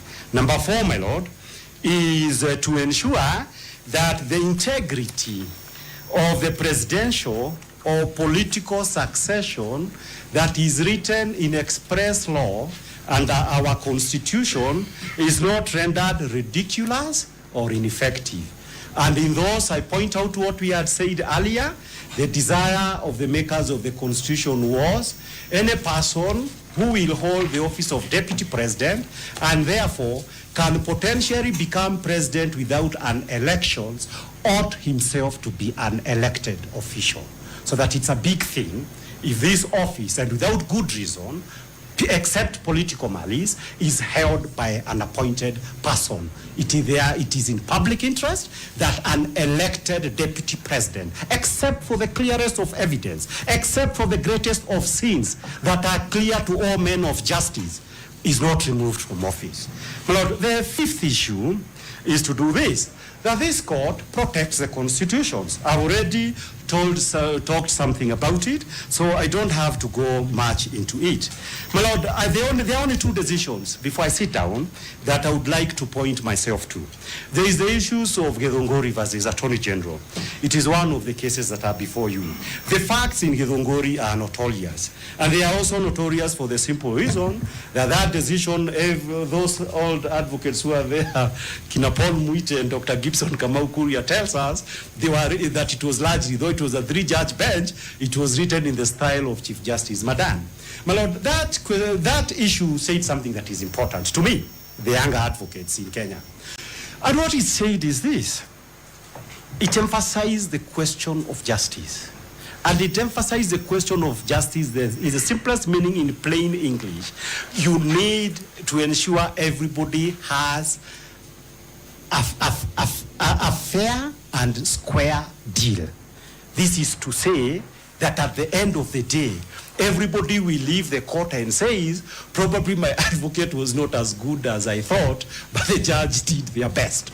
But at the end of the day, let it be very clear that the court did everything that is possible to ensure that justice in its substantive form is achieved. This decision was rendered in 1984, long before the article on 159 was written, and that is why it is celebrated.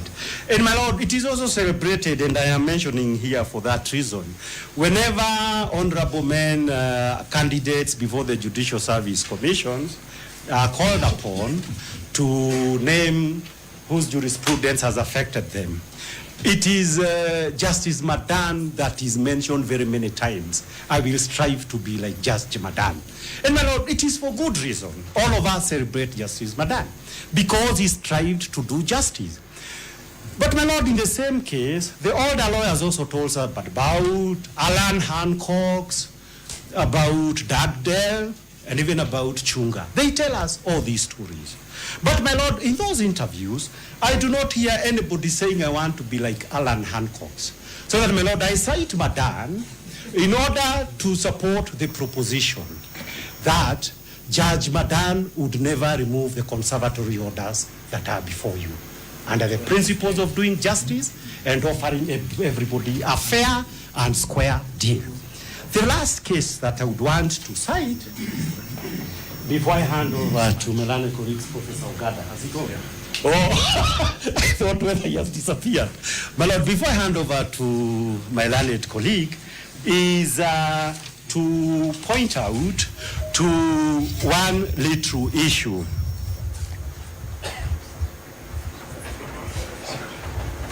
The petitioners, you have exhausted 2.5 hours.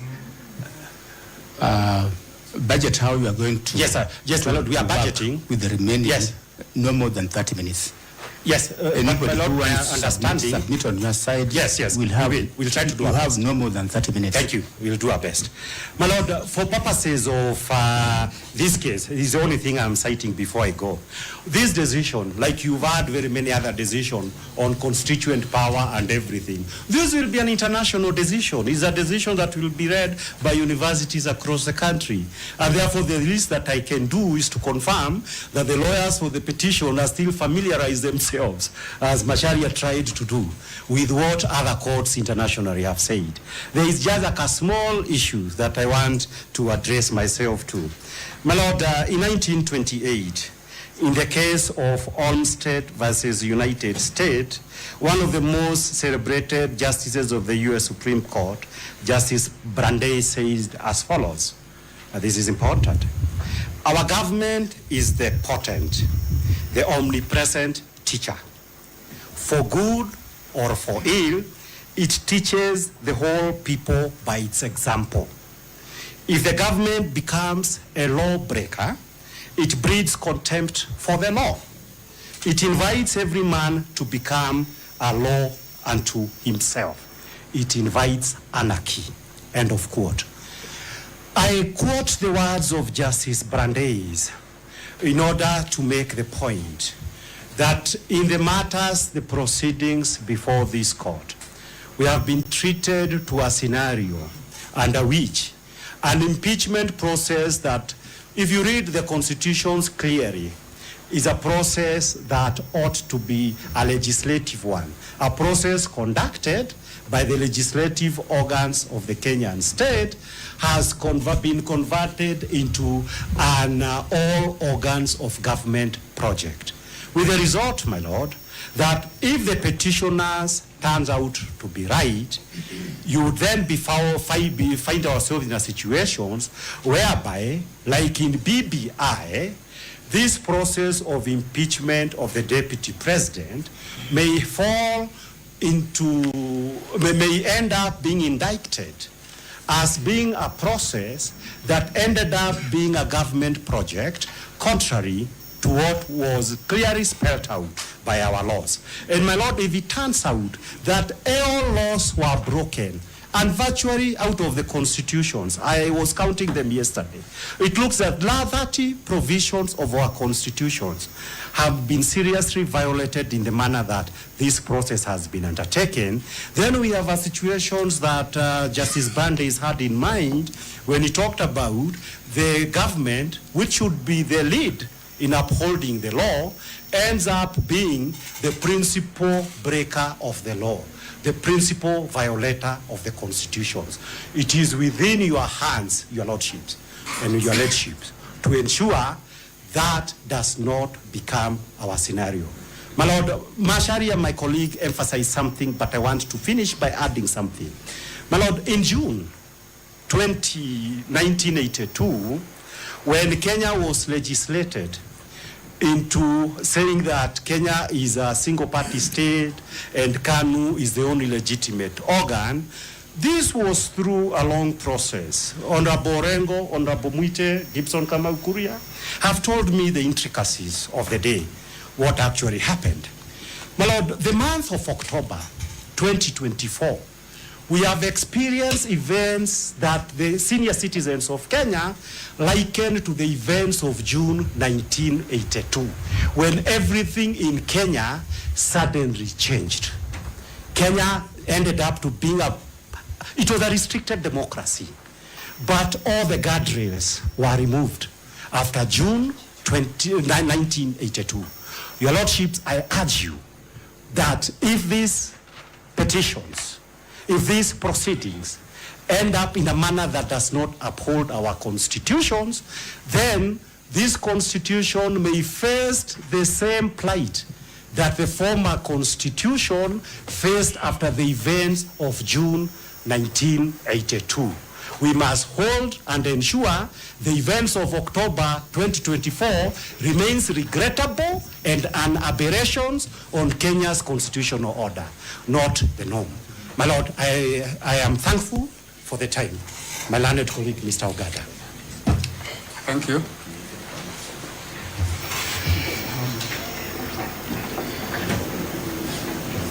How many people are yet to speak? For these applications, there are two. I was with Mr. Ogada and Mr. Ndegwa. They have heard you when you talked about 30 minutes. They'll try to divide the time amongst themselves. My Lord. My Lord, I'm also... Yes, my Lord, I was saying that we are also interested parties in the application and we would require 15 minutes. We will reach you. Your time has not come. Your Lordship, the presiding judge, Your Lordship, Justice Mrima, Your Ladyship, Justice Mugambi, I will be brief. A famous quotation says that while the legislature is the will of the majority, the court must always remain the conscience of society. That is the spirit of the Constitution 2010, and that spirit has been reiterated time and again by this court. Mine is two tasks before this court today. I will be going through a panoramic vista of the authorities before this court, and finally, I will go through the political question doctrine, something that has quite excited the other side, and to debunk the myth that the political question doctrine in any way applies in the context of the Constitution 2010. We are dealing here with an application for the preservation of conservatory orders, and insofar as the application in petition E15 is concerned in terms of prayer D and E, extension of those conservatory orders to cover the entirety of the proceedings pending judgment and determination. My senior colleagues have gone through the essence and the reasons why conservatory orders ought to be granted. Mine is just to buttress this, that I will urge this court to look at the decision in David Ndii and others. That was a 5-judge bench decision led by Professor Justice Joel Ngugi, as he was then. And in paragraph 29 of their ruling, that is dated 26th February 2024, and in that decision, quoting a decision from the Supreme Court of Appeal in Nigeria, United Cement Company versus Dangote Industries, the court says that conservatory orders are prophylactic. They are intended to save the substratum of petitions. And as been ably demonstrated by my colleagues before me, we will sit at monumental oddity, the perfect storm in the teacup, when we allow certain processes to happen, including the swearing in of Professor Kithure Kindiki, who argued with me the BBI decision, that if his swearing in should go on, then these petitions will be rendered academic. That certainly should not be the legacy of this court. This court, in the context ably articulated by my learned senior, Mwalimu Elisha Ongoya. We have provided a couple of cases in our submissions to buttress what my learned senior, Mr. Kibe Mungai, has articulated in terms of the tests in Getirao Munya. We have the case of Kanyada Kinyanjui, the Norlak case. These have been attached to a list of authorities. They express, in terms of fine legal distillation, what will mean by an arguable case, and in terms of that infamous term that was bandied here before, the term nugatory, it has been judicially defined. You look at what the Court of Appeal in Kanyada, Kinyanjui, and Norlake define nugatory to mean. In terms of public interest, we will invite this honorable court to look at the case of Ethics and Anti-Corruption Commission versus Professor Tom Ojenda and associates and others, whereby the Supreme Court says that an additional limb to be examined is public interest. And we have labored in our submissions, Your Lordship, the presiding judge, to itemize 7 items of why the Constitution, as was articulated by my learned senior Ongoya, why the Constitution qualifies as the highest embodiment of public interest. We are here to argue for a conservatory order to issue as a prophylactic device to save the Constitution. That's our constant north. It should not be forgotten. Still on the question of public interest, my good friends representing the first petitioner have in their bundle of authorities 2 cases.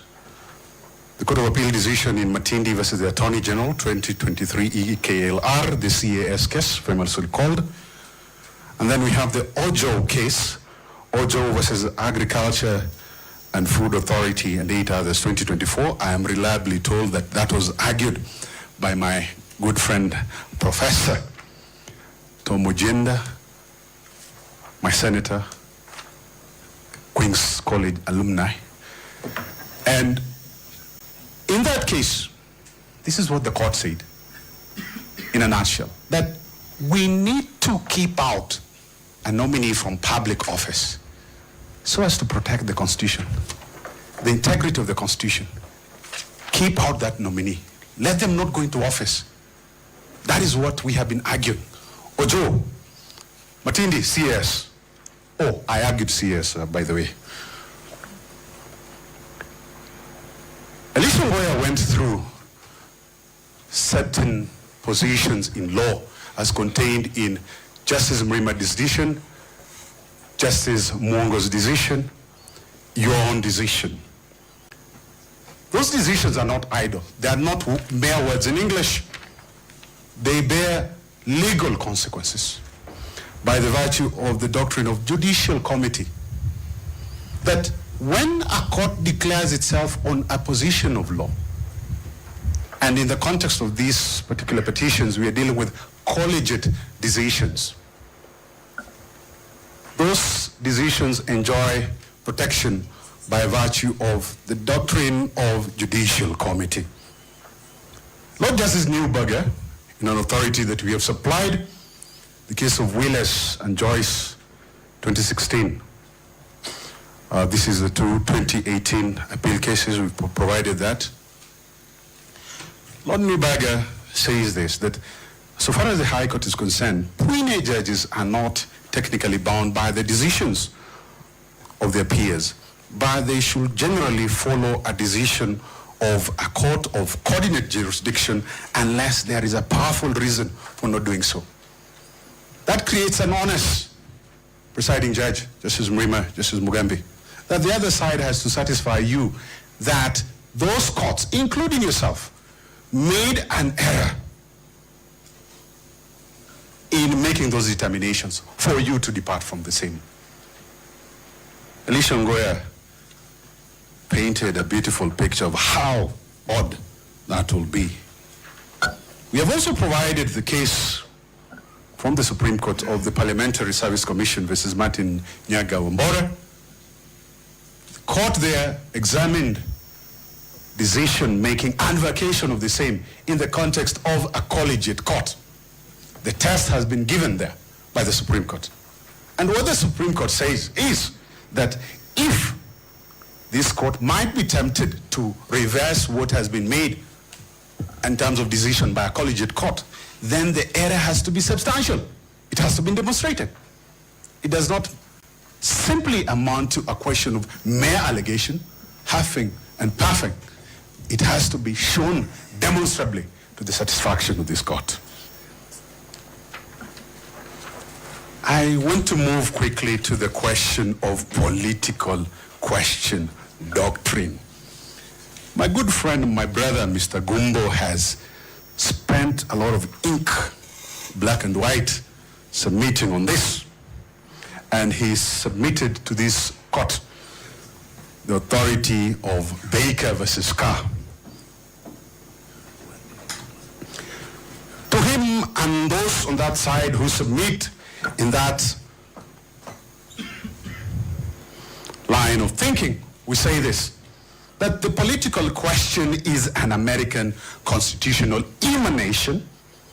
It is a function of separation of powers unique to the American constitutional context.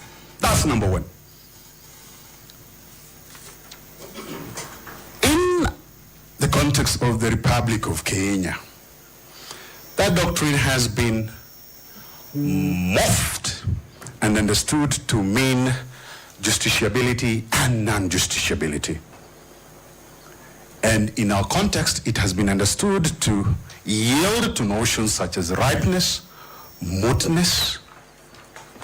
And this was done by no other than His Eminent Grace, the Lord Justice Mrima, in the case of Anthony Miano and others, was the Attorney General, 2020 EKLR. Thirdly, the political question focuses on limitation by courts, on the court restraining itself from dealing with matters within the responsibility of the political arms of government. Now, in terms of the US context, and I have said that Mr. Gumbo has submitted on this case, and we wish to respond to him. This is what they did not tell you in terms of Baker versus Carr. Baker versus Carr, 1962, lays down 6 factors that can be used in identifying what a political question is. So the political question within the American context is not a general rule of application. It is applicable, yes, but within certain parameters. And the context in which that political doctrine question principle can be used is where, number one, there is lack of a judicially discoverable and manageable standards for resolving the dispute. In other words, the judiciary does not have the wherewithal to deal with that question. Number two, the impossibility of deciding the dispute without being to the detriment of a political policy determination that has been made. Number three, the impossibility of the court undertaking such independent resolution without expressing a lack of respect to the branches of government, the political branches. Number four, the unusual need for unquestioning adherence to a political decision already made. Number five, the potential embarrassment from multifarious pronouncements by various departments on the same question. And sixth, a textually demonstrable commitment to the issue of a coordinate political department. Those are the 6 circumstances according to Baker versus Carr. So the question, Your Lordship, Presiding Judge, what will be the usefulness of this doctrine in Kenya? The Constitution of the Republic of Kenya, David Ndii and others, the Constitution of Kenya has an internal theory. As Elisha Ngoya articulated, and as was articulated in BBI, the Constitution is a transformative Constitution, such that our tenor, our tone in terms of Constitution is radically different from the American. From the text of our Constitution, this is what the Court of Appeal in the BBI decision said at paragraph 139 and at paragraph 144. At paragraph 139, the Court of Appeal said that the Superior Court, being this court, by virtue of Article 22(1), 23(1), and 258(1) of the Constitution, had jurisdiction to complete and incomplete breaches of the Constitution. Your Ladyship, Your Lordships, the substratum in the BBI case was a bill that was stopped in its track before signature. That is important in terms of this context. At paragraph 144, this is what the Court of Appeal says, that when matters involve a threat to breach constitutional rights, justiciability requirements are satisfied and hence the court is allotted with jurisdiction. The court is seized with jurisdiction when a breach of the Constitution happens. From the constitutional text, plain reading, Article 4(1) read with Article 4(2), together with Article 1, provide an interface between law and politics. I repeat, 4(1), 4(2), as read with Article 1, provide an interface between law and politics. The requisite of power ultima, sovereignty in the people, and the requirement by the Constitution that government and governance must be in accordance with the Constitution, Article 2(1), our supremacy clause, ensures that politics are subordinated to the rule of law and constitutionalism. Article 3, the preservation clause. Everybody is enjoined to defend the Constitution. And that provision has normative significance in establishing a legal and moral commitment to uphold and protect, defend the Constitution. Article 232, an attempt to establish government, including appointments, otherwise than in conformity with the Constitution, is unlawful and unconstitutional. Article 2, sub-article 2, no person may claim or exercise state authority except as provided under the Constitution. In conclusion, Your Lordships, Your Ladyship, in an old story, and it's probably even true, when the authors of the American Constitution declared after months of work in Philadelphia that they had finally reached consensus, a lady by the name Mrs. Powell shouted a question to the revered Benjamin Franklin, an American statesman. who was then 81 years old. And this is what Mrs. Powell told Benjamin Franklin. Dr. Franklin, what have you given to us? A monarchy or a republic? And this is what your lordship, your ladyship, Dr. Franklin answered the lady.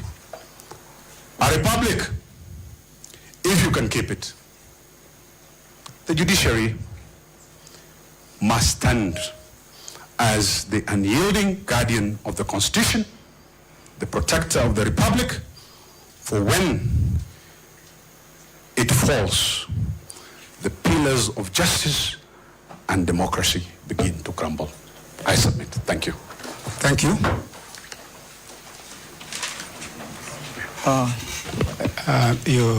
Bananjeru. Yes, my lady, my lords. How are you? I'm well, my lords. You have 10 minutes. My lord, I'll try to do the best within the time allocated. All right. My lord, my lady, my lords, permit me to join issues with the earlier submissions made by my learned friends. And permit me, my ladies, my lords, to submit that my submissions will majorly deal. Can you join issues on the same side? Join issues? We haven't submitted. What problem do you have with that, Professor Gender?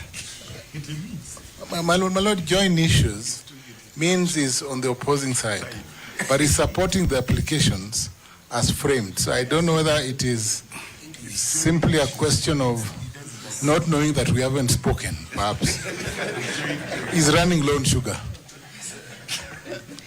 My lord, the presiding judge, you made an important point that we are Africans. I think let Njiru proceed. And he will have his time to speak the right English when his time comes. My ladies, my lords, my submissions will deal with the aspects of public interest in respect to the reason why the court must sustain the conservatory orders as granted by his Justice Mongo and Justice Mwita. Your Lordship, permit me to begin by drawing your attention to the dictates of Article 3, which requires every person to uphold and protect the Constitution from being violated. My lady, my lords, the Constitution that we are here to protect this afternoon is a document that is progressive in nature and that seeks to protect individuals who either serves in government or out government in whatsoever organ. My lords,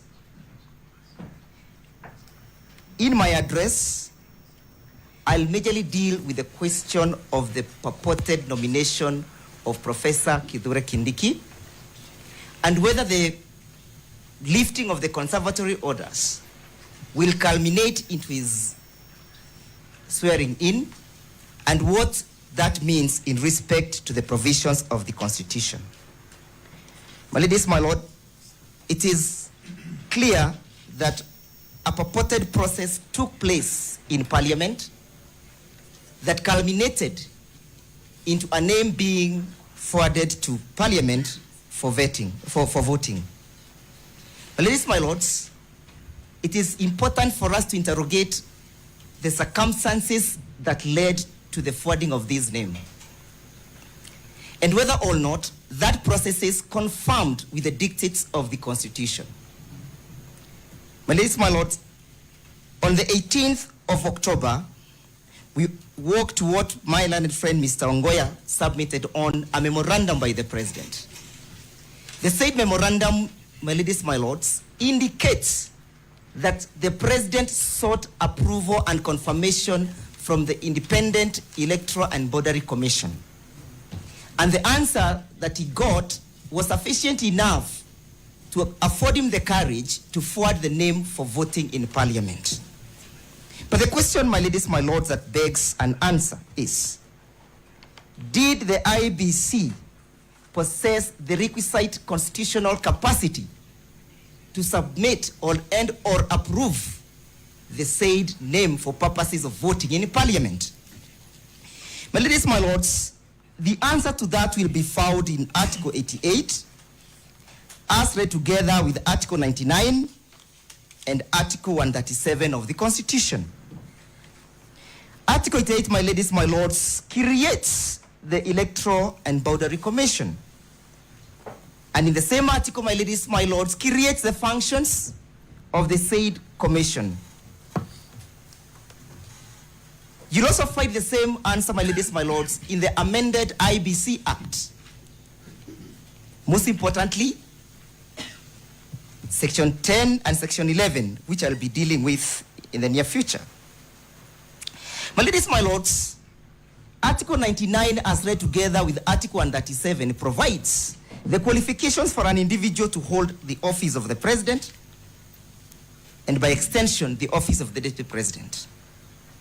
It is important to note, my ladies, my lords, that in the event anything happens and the current president is incapable of executing the functions of an office of the president, the purported name, if sworn in, will be the person to take over. But will he have met the necessary requisite qualifications? And who is mandated to ensure that these qualifications are met? We submit, my ladies, my lords, that the only constitutional organ capable of executing that functions is the Independent Electoral and Boundary Commission. The court will take judicial notice, my ladies, my lord, that the commission as currently constituted falls lack of the commissioners.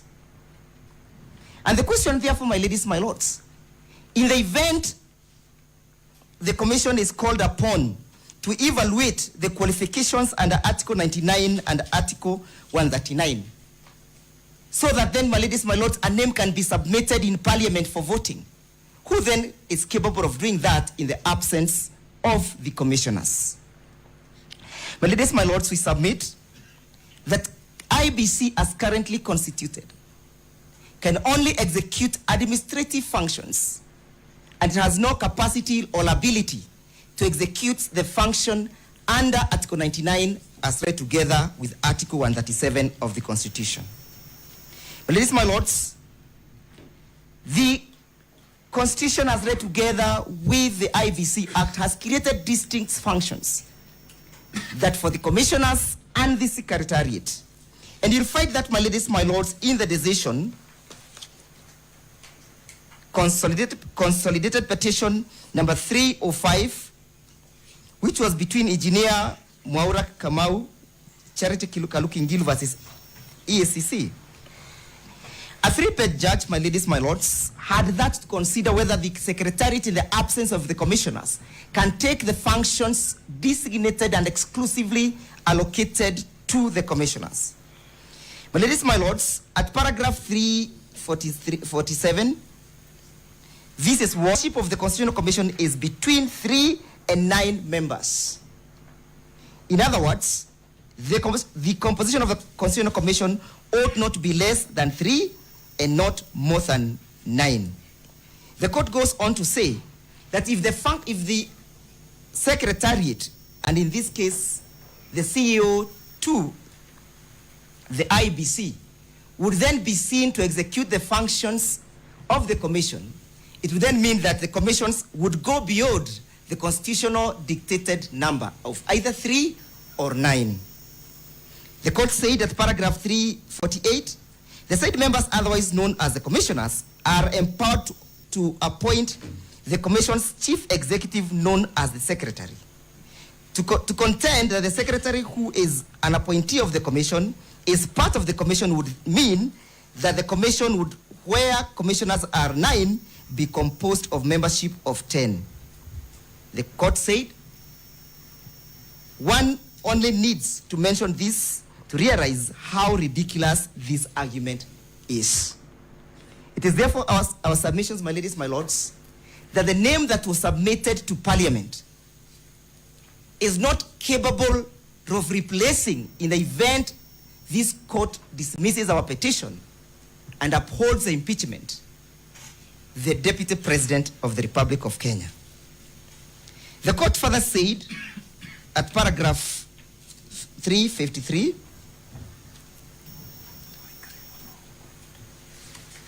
I refer the court to have a look at paragraph 353 and paragraph 354. But of the most importance is what the court said relied in the case of petition number 46 of 201. The court relied in a Ugandan case, and this is what the court said. It is clear to us that under the Constitution and under the legislations, the foundation of the power of a secretariat is the existence of the commission. A secretary and the secretariat can only carry out the powers vested in their offices when the commission is in place, exercising its powers since they implement what the commission has approved or resolved. Again, I urge the court to look at paragraph 356 and also 358. But most importantly, your Lord, my ladies, my lord, is what the court is saying at paragraph 362. This is what the court had to say. We therefore also agree with the petitioners that any decisions purportedly transmitted to the DPP recommending the prosecution of the petitioners without the sanction of the commission would not be in compliance with the law and the Constitution. We urge you, my ladies, my lords, to find that the name that was submitted in Parliament is not capable of replacing the Deputy President of the Republic of Kenya. Why is that important, my ladies, my lords? Because if the orders are lifted today, that will be the next course of action. My lord, that's not a finding you can make in your ruling on an interlocutory application. Well, why, my ladies, my lords? Because this is a train with many compartments and many stopovers. The next stopover that we shall land on, my ladies, my lords, if the orders are lifted, is to have a person who has not duly appointed in accordance with the Constitution taking over the office of the Deputy President. My ladies, my lords, permit me to draw your attention to paragraph 365, 336, and 337 of the same judgment. And this will be my final submissions in respect to this judgment. At paragraph 367, the court is saying, whereas a commission may be disabled in its ability to perform its functions, such disability does not automatically render the commission extinct. Such an event, in our view, only places the commission in a state of dormancy until such a time as it is able to carry out its functions. My ladies, my lords, I have perused the replying affidavit filed by Marjan on behalf of the IBC. He makes no reference to the memorandum filed by the President. My ladies, my lords, he technically makes sure that he does not make reference to that so that he may not be seen as if he has devolved into the functions of another organ.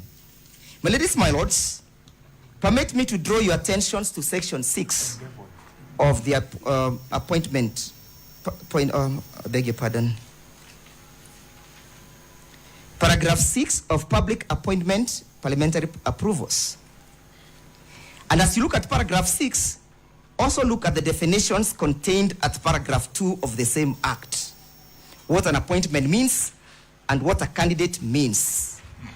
And for avoidance of doubt, a candidate means a person who has been proposed or nominated for appointment to a public office. Section 6 creates the criteria upon which Parliament must follow so as to satisfy the need for public participation. It also creates the time within which this must be executed. It has been submitted that this was executed in a supersonic speed that took approximately 6 hours, and the Republic of Kenya had a new deputy president proposed. But the question, my ladies, my lords, is, can this be done in the absence of the exercise of the sovereignty of the people of Kenya? If we were to allow this, my ladies, my lords, what will be the import and what will be left of Article 1 of the Constitution? Will it be to mean that Article 1 of power belonging to the people will be meaningless? Additionally, my ladies, my lords, what will be left of Article 10 of the Constitution that requires state organs to be bound by the provisions of Article 10 whenever any of them executes the functions bestowed by it by the law? My ladies, my lords, the question of public participation, even in the process of the nomination of the said candidate, is paramount. That under Article 118, Parliament is enjoined together with Article 10 to carry out public participation. And that is the only way, my ladies, my lords, that Parliament can be said to have exercised the sovereignty of the people of Kenya through the delegated democracy concept. That is to mean, my ladies, my lords, if we were to sanction whatever happened on the 18th and allow it to pass, and the conservatory orders are lifted and is sworn in, we'll have let the people of Kenya down. They will not enjoy the provisions bestowed upon them by Article 10, Article 1, and Article 118. Article 118 creates and dictates that these individuals cannot be left out. Finally, my ladies, my lords, let us look at the question whether we have made out a case that deserves the granting of conservatory orders, and one that also deserves the dismissal of the applications by the respondents. My ladies, my lords, the National Assembly handsets have been brought before you, and I will draw your attention to page 45 of the said handsets. And most importantly, is the submissions that were made by Honorable Millie Othiambo, the Member of Parliament of Suba North. At page 48, she makes observation that public participation had only two... Do you have the Hansard as part of the affidavit? Yeah, they have been filed. They have been filed? Yes, yes, my lady. Where do we find them? Is it part of the application? It's part of the petition, my lords. That is 522, the Hansons. Part of the application or part of the petition? Petition. Yes, that is something different. We are dealing with the application.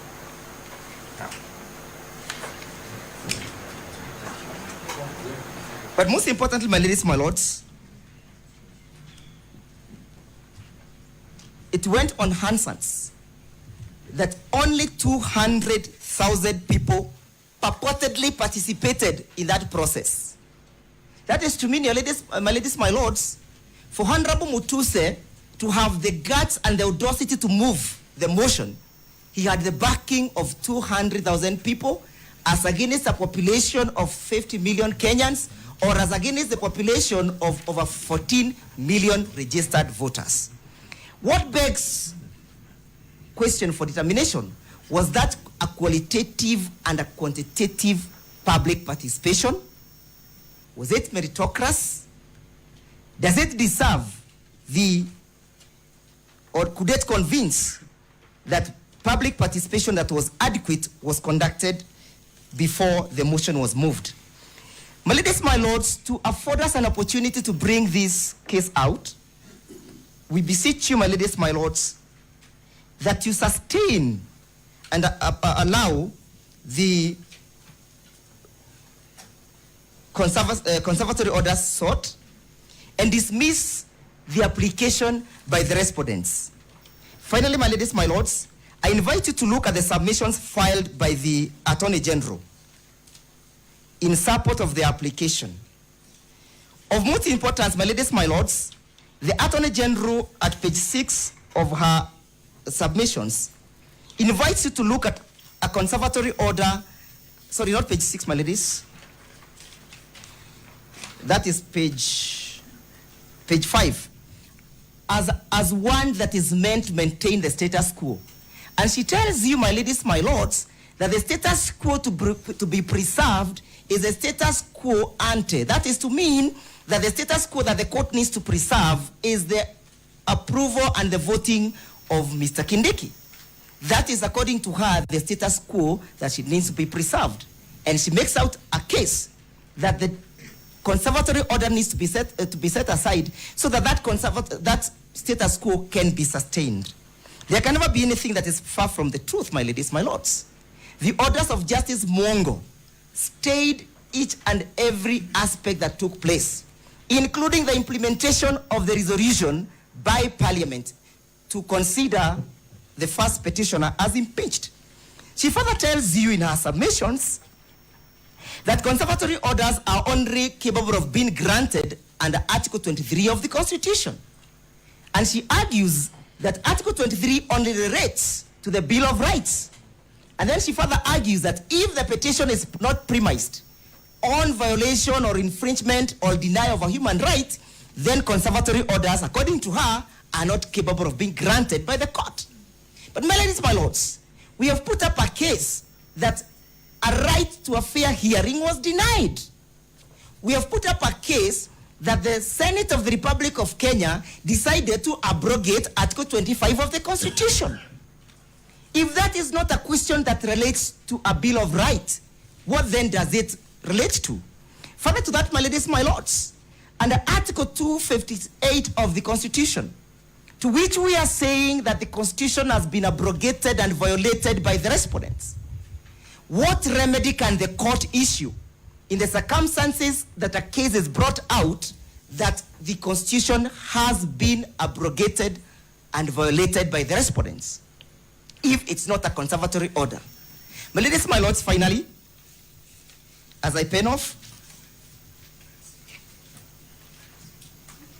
I invite you to look at the principles of public interest. It is in the public interest, my ladies, my lords, that these orders be sustained so that the Republic of Kenya can have the opportunity of the court pronouncing itself whether their democratically elected deputy president was justifiably removed and lawfully removed from office.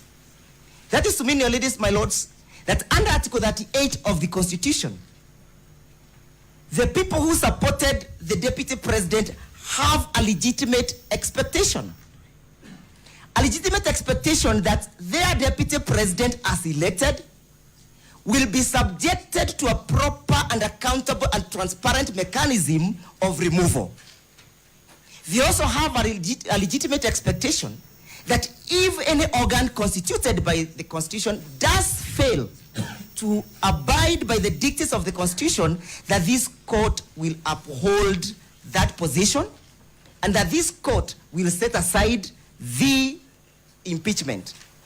And the consequences of that, my ladies, my lords, is that if this court is convinced by our argument to set aside the impeachment, the question will then be that the deputy president will assume office. Number two, my ladies, my lords, you'll be urged to set aside the conservatory orders on the basis that there is constitutional crisis that is looming. But who has precipitated and created this constitutional crisis, if it does exist, if not the respondents? If they followed the law to the letter, and we feel satisfied that our client was justifiably removed from office, we would not be before you, my ladies, my lords. We would have taken an ample pie and go home. But we are here before you, my ladies, my lords, because the situation has been precipitated and created by the respondents. Finally, my ladies, my lords, if the respondents are the ones who are at fault, do they deserve your mercy? What is the position of equity if they come to you with dirty hands? Do they deserve your mercy? He who comes to equity must come with clean hands. They are the transgressors and the violators of the Constitution. And therefore, my ladies, my lords, they cannot come before you as though they are saints. I so urge you, my ladies, my lords, to dismiss that application and uphold the application for the maintenance or for the retaining of the conservatory orders. I am most humbled. Thank you.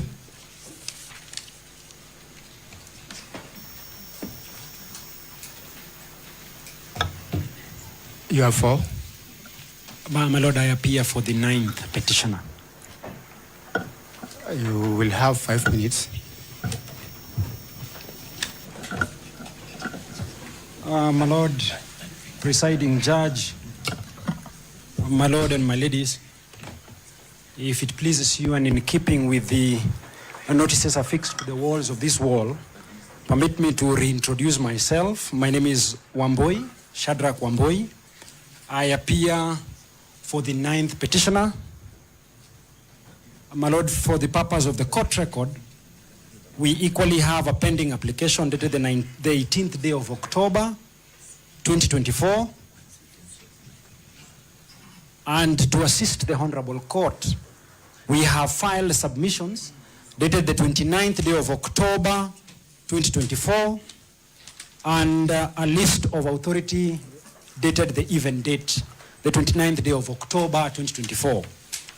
My Lord, we rise in support of the application as urged by my colleagues and my seniors to confirm the conservatory orders that have since been issued, and in any event, to allow our request to have a suspension of the decision arrived at by the Senate on the 17th day of October, 2024.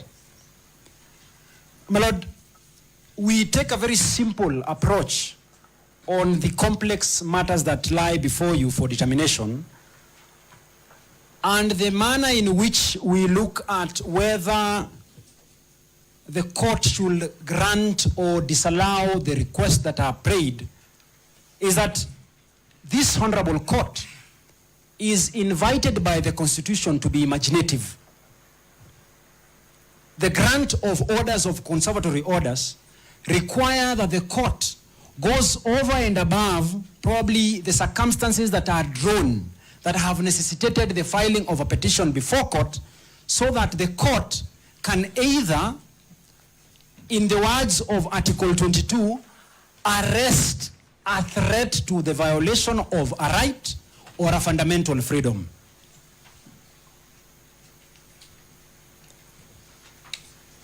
My lords and my lady, doctor, for you to imagine the circumstances that would be if the orders are not confirmed by this honorable court, then, my lords and my lady, you must, and I say this with tremendous respect, reflect on the assumption of the office of the President Act in order for this honorable court to be alive to the prejudices or the prejudice that the petitioner and the Honorable Deputy President Rigathi Gachagua will face if the orders sought are not confirmed. My lords and my lady, we make the submission that to disallow our application will lead to a wastage of public resources, which this court is joined under Article 201D.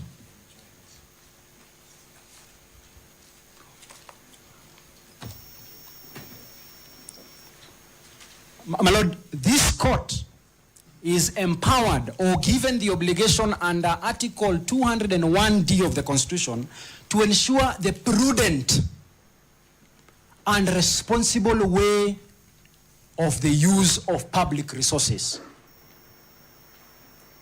So that, my lady and my lords, the denial of the reliefs that we seek will automatically prompt the swearing in of the person of Professor Kithure Kindiki to assume the office of the Deputy President Rigathi Gachagua. My lady and my lords, pursuant to Section 12 of the assumption within the capital city of the Republic of Kenya, which is in Nairobi, and secondly, on that date when we are supposed to have the swearing in of the Deputy President, must be a public holiday. My lady and my lords, while being treated to a public holiday might not seem to be a bad thing, as it will give the court and councils an opportunity to rest, it's a bad thing for one, that firstly, Kenyans who live from hand to mouth will have to take a rest. Secondly, at a time when this honorable court is expected to be doing its business, this honorable court will be forced, my lord, to retire and perhaps to add on to the backlog of cases that we face in the Republic of Kenya. So that, my ladies, my lords, as I conclude my very humble submissions, so that I can pave the floor to my senior, is, my lords, you have an opportunity of arresting a situation that will lead to the use of public resources in a public ceremony that may, in the fullness of time, end up be declared as unconstitutional for the very grounds that we will be persuading you when we come to making arguments in support of the petition that lies before court. My lords, that should be all from me. I will pave the floor to my colleague Wanjiku. Thank you. Thank you for the 9th petitioner. Thank you. My lord, may I just for housekeeping, my lord. My lord, is it possible that at least the court is told who appears for who? Because we may have, I do not know how many advocates are supporting. We may sit here to the end of time because each person is taking 5 minutes, and my concern is that the advocates who are appearing for the same client taking 5 minutes each, and then we do not know what we're dealing with, my lord. You appear for which party? For the 9th respondent, for the 9th petitioner, my lord and my lady. The same person? Yes. You had 5 minutes to share between the two of you. Mr. Wanjiku, Wamboi has taken more than that.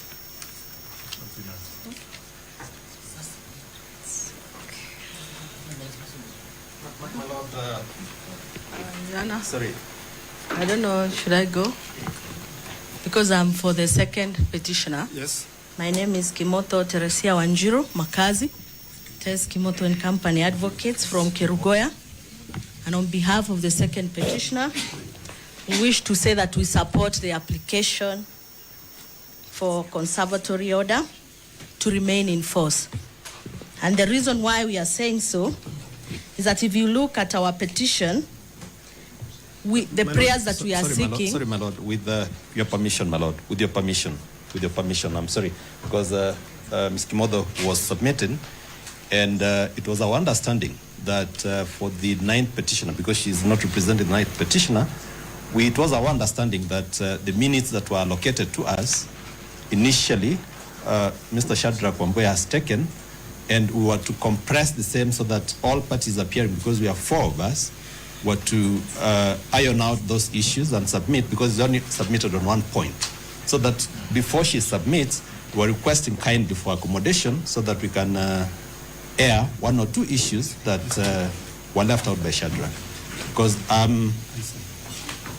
was to do a minute, and Mr. Omari was to do another minute as we conclude for the 9th petitioner. We are sorry about that, so that when she takes up, she'll take it up from a standpoint of... Does it also not bother you that most of the points or the principles you are putting forth have already been put forth even more eloquently and recorded? My lord, that much we agree, but there are 1 or 2 issues that were left out. That is why we wanted to seek for your permission so that we can air all those that... I think we still believe in the old doctrine that a council can stand up and say that I adopt wholly the submissions of a council who has gone before them, because I think these arguments have been put very eloquently, and we have recorded them.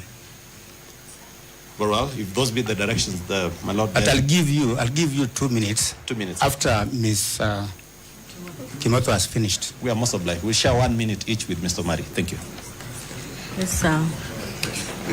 People are yet to come, including the respondents. I hope you take note of that. There's no need for a petition, absolutely none. Yes, sir. The reason why we are in support of the conservatory orders remaining in force is that when Justice Richard Mwongo was issuing these orders before Kerugoya Law Courts, he had in mind petition E013 and petition E014. So he knew very well what he was doing because we appeared before him several times and we tried to stop the impeachment proceedings. However, it was not possible and he consolidated the files. Therefore, if you look at our petition E013, what we are asking for is an apology by the Deputy President of Kenya, Honorable Rigathi Gachagua. So if these conservatory orders are lifted, what are we going to do? Are we not engaging in an academic exercise where our petition has been consolidated, but we are not being given a right to fair hearing so that the court can understand why we need this apology? And this petition was filed first. It was filed on the 25th September before the impeachment and after the impeachment. So we are praying that we be given a right to fair hearing. We be heard first. We have nothing against Professor Kindiki. However, once he assumes office, he will now become a deputy president, and therefore we do not need an apology from Kindiki. We need an apology from Rigathi Gachagua. And we need an apology from him when he's at his official residence. No. They will have, no, allow me to. My Lord, may I just interfere? The petition by Kimotho and company required the Deputy President, then, now impeached, to apologize to the National Intelligence Service, NIS, completely overtaken by events. I don't even know why she's here. No, that is uncalled for, and I hope the bench will protect me. I think Ms. Kimotho is rightly before the court. Yes, thank you. Thank you, Judge, for protecting me, because I almost quoted the paragraph 110 of the disposition of this court where you assured us that we are going to have a fair hearing. So therefore, thank you, Justice Charo. So what I'm saying is that, yes, so what I am saying is that we need an apology from the Honorable Rigathi Gachagua, him being the Deputy President of Kenya. So what we are saying is that we want him, at least we are going to support even the issues of how he was impeached so that we can get to the bottom of this. And we still have a chance because he has not left office. And if he has not left office, then we have a chance to be heard in our petition, E013.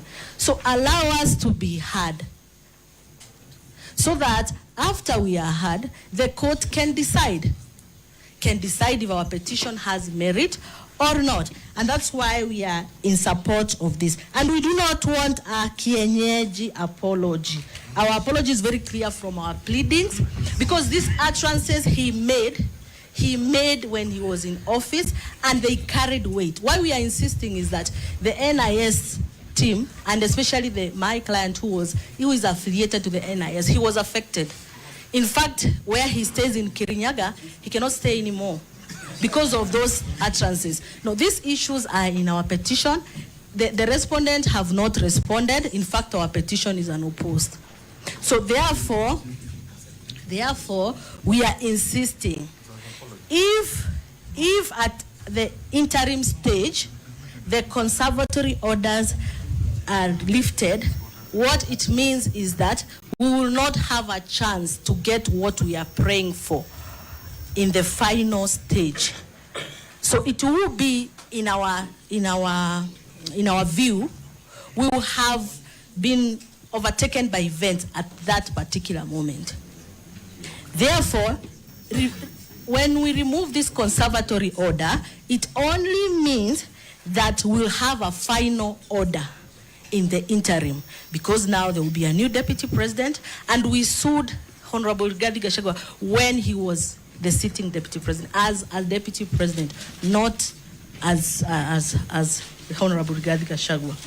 So we are praying that the court do look at this. There was also an issue of public participation once we were consolidated, those are the issues that are also in petition E014 on how the public participation was conducted, which we, of course, we support. It was hurriedly done. So we did not even have a chance, or many people and many Kenyans did not have a chance to give their views. So again, just 1 minute. Again, this is what we are saying. It will now go to an academic exercise where we just appear before the court and expect just to be told you have no right anymore, and you're overtaken by events, just like some councils were trying to say. That's all. Thank you. Thank you. Your Lordship, for the third petitioner. Sorry, my lord, I was to take cue. My name is Sam Nyaberi. You gave indications and directions earlier that we take 2 minutes. I wish to call upon Waithera, who was on her feet before, so that I donate my time to her in the spirit of nurturing young talent, and so that she can also raise a fee note to be paid.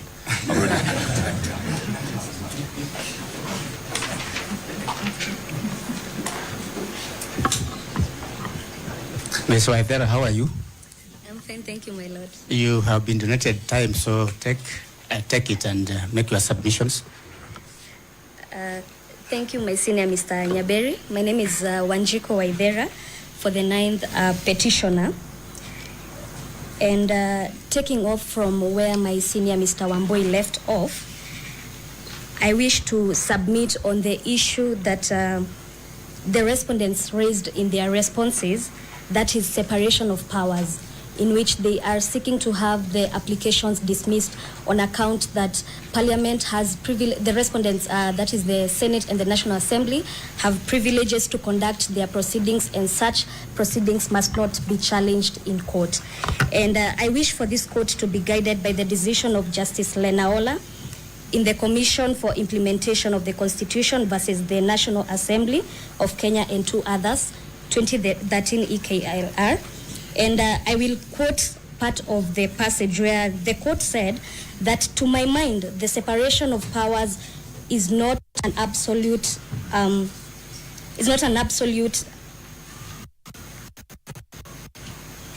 my mind, the separation of power principle contained in the Constitution is not absolute, and the courts, as defenders and protectors of the Constitution, have to be allowed to interfere where there is a violation or threat of violation of the Constitution. The court further went on to say that the primary duty of the court is to the Constitution and to the law, and which must apply impartially and without fear or favor or prejudice. The Constitution requires that the state to respect, protect, and promote and fulfill the Bill of Rights. My lords and my ladies, what is challenged before you are the proceedings that were undertaken at the Senate, and amongst what we are challenging is the right to be heard that was denied to the first petitioner, which forms a cornerstone under Article 47 of the Constitution. And therefore, my lords and my lady, this court stands at crossroads of history with a rare opportunity not to merely interpret the law, but to define it in a way that will echo through generations.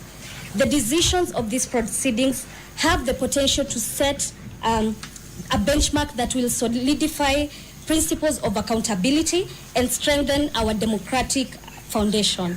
We therefore invite the court to allow our application and issue the conservatory orders as prayed, and in so doing, we will be cementing the constitutional principles of this country. Thank you. Thank you.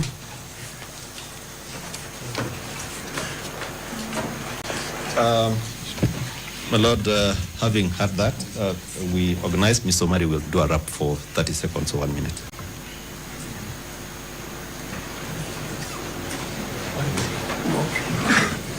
I hope you meant 30 seconds. My lord, I didn't want to talk, except that to bring to the attention of the court that the public participation was done on Saturday, which is contrary to Article 37. Number 2, The public participation was supposed to be done at the polling station level. Deputy presidents and presidents tallying ends at the polling station. Third, the notice of the constituency public participation. The court gave the orders at around 4:30. There was no notice sufficient for people in the villages to go to the constituencies. Therefore, that completely made people not to participate because they were not aware. The notice that was initially given was a notice at the constituency levels. Can that be the position that this court will uphold? I beg that the court extends the grant of the conservatory orders. Thank you very much, my lords and my lady. Thank you. Your Lordship and my lady, my name is Sakimpa. For the third petitioner, we'll be sharing time with my colleague, Mr. Wathuta. Your Lordship, you've already stated that the principles of conservatory orders have been eloquently espoused by my learned seniors, so I'll only put into context in our petition. Your Lordship, in the case of Peter Munya, the issue of inherent case is what I want to address using the ruling that was delivered by Justice Richard Mongo in petition E014. Your Lordship, and this is what the learned judge found upon perusing the documents, that on my motion, I had perused the file and considered that the matters being considered on impeachment of the Deputy President of the Republic of Kenya are novel. That is the first issue. The other issue by the judge was that there exists no statutory or subsidiary legislative framework for impeachment of the Deputy President. The learned judge also said that there exists no statutory framework for public hearings and public participation in respect of impeachment of a Deputy President under Article 145. The learned judge also identified another issue, that there have been several bills on public participation and also on the question of impeachment in Parliament, but such bills have never been passed. And then finally, the judge says that the law on these questions has not been settled. It is our submission, therefore, Your Lordship, that based on these issues that have been framed by the judge, this is a proper case for issuance of conservatory orders so as to preserve the substratum of the petitions. Your Lordship, the last issue I want to address is the issue of public participation. Mr. Omari has pointed out the issues which we have in our petitions, and also finally the issue of the Senate. Your Lordship, in our petition, we have questioned the legality of the Senate having taken the position that it was open for them to use the plenary route as opposed to the committee. On that basis, therefore, Your Lordship, these are serious issues that warrants issuance of a conservatory order. Your Lordship, my colleague will conclude. I thank you. Thank you. Yeah, thank you. Thank you very much. Very briefly, my lord. I'll just be making some remarks on the two applications for setting aside of the conservatory orders, starting with petition number 565. And looking at the prayers that are sought in that application, my lord, that application is moot. I say so because the substantive prayer number 2, was that pending the inter partes hearing of this application for setting aside, that the orders issued by Justice Chacha Mwita be varied or set aside. My lord, we already passed that stage, and therefore that prayer is not available. Then prayer number 3, that in the alternative, this honorable court be pleased to set aside, vary or discharge the ex parte orders issued on 18th October 2024. My lord, those orders lapsed on Friday, that is the 25th of October 2024. So just to make the court's work easy, there will be no need to consider that application. Having said that, and in view of your previous directions, that this application will be treated as a response to the application for conservatory orders, I would just like to make 2 or 3 remarks with regard to the content of that application, my lord. And I would just like to mention that paragraph 7 of the supporting affidavit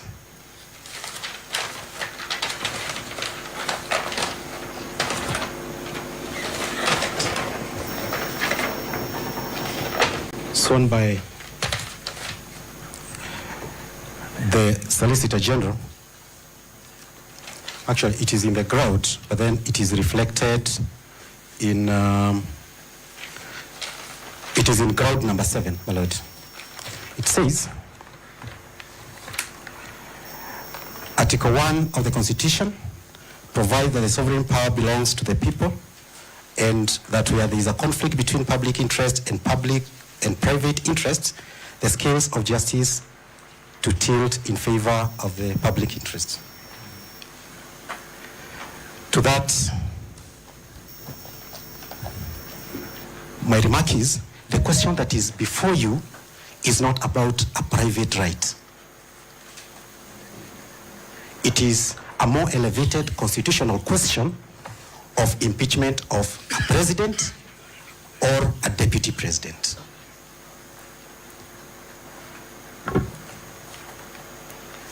Again, paragraph 8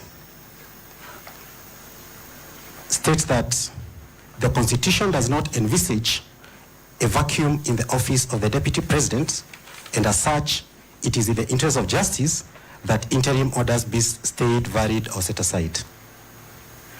My lord, Article 149 and Article 150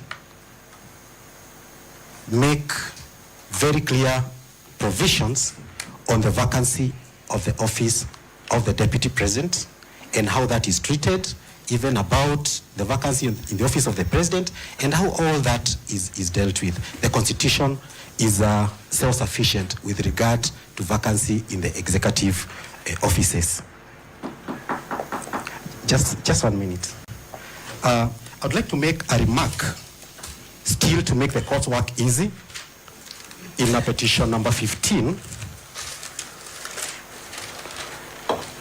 And my lord, again, that application is moot.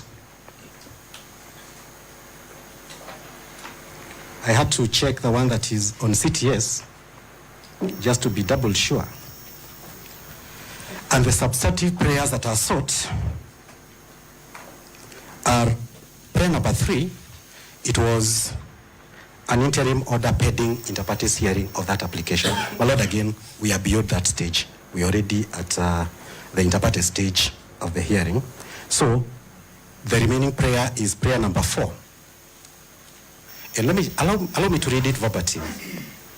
That this court be pleased to set aside, review, or otherwise vary grant the ex parte orders issued on 18th October 2024 by Honorable Justice Mwongo Richard Mururu in Kerugoya, Constitutional Petition number 15, pending the hearing and determination of the appeal.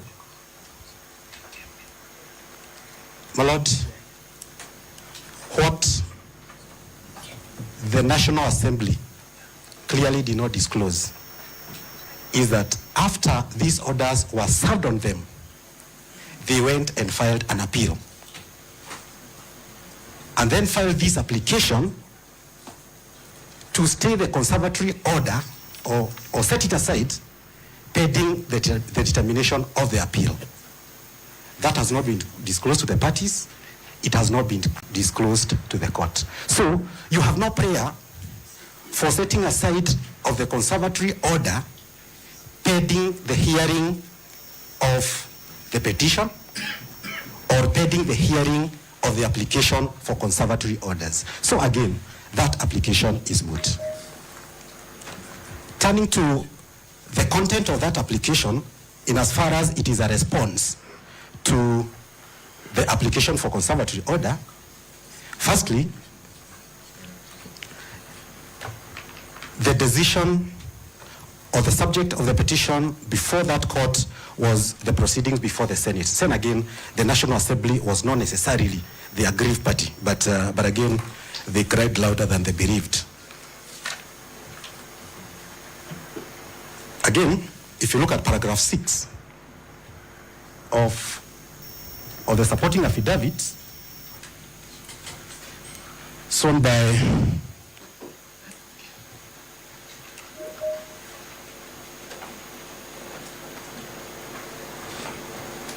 paragraph 6.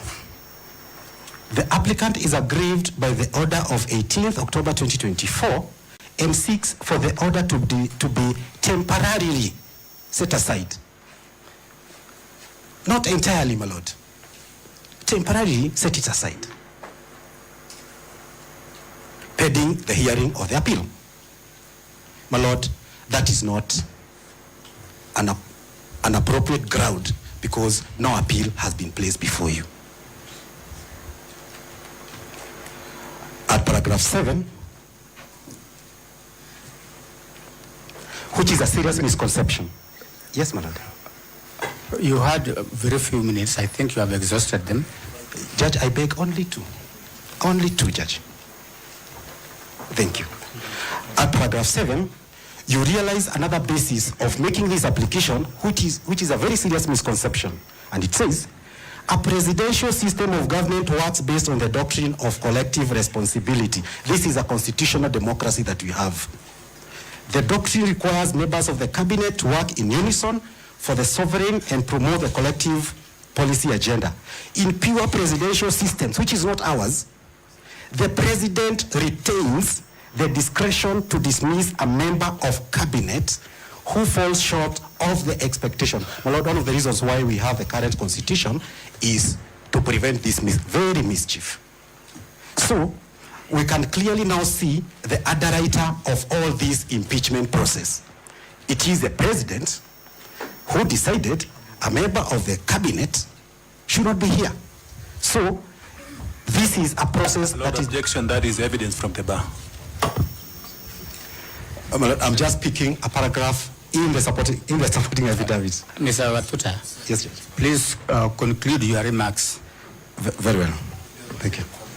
Yeah, and even more worrying is paragraph 8. Additionally, reinstatement is inconceivable where the member of the cabinet has lost confidence of the sovereign and parliament. My lord, Article 150 sets the ground for impeachment of a deputy president. Lack of confidence is not one of them. Lack of confidence by parliament in the deputy president is not one of the grounds. So we can clearly see the reason why we have the impeachment process. Who is the sovereign? The people.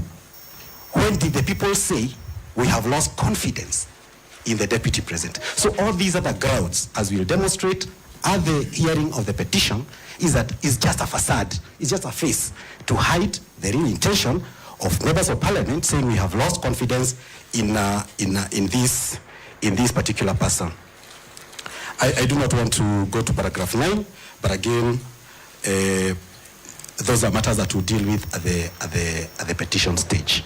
But all in all, my lord, you only have two applications to consider, the ones for conservatory orders. The one for setting aside the conservatory orders, my lord, I've made your work easier.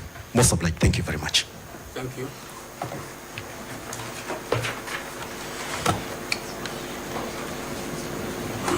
May it please the court. My name is Dr. Eboso.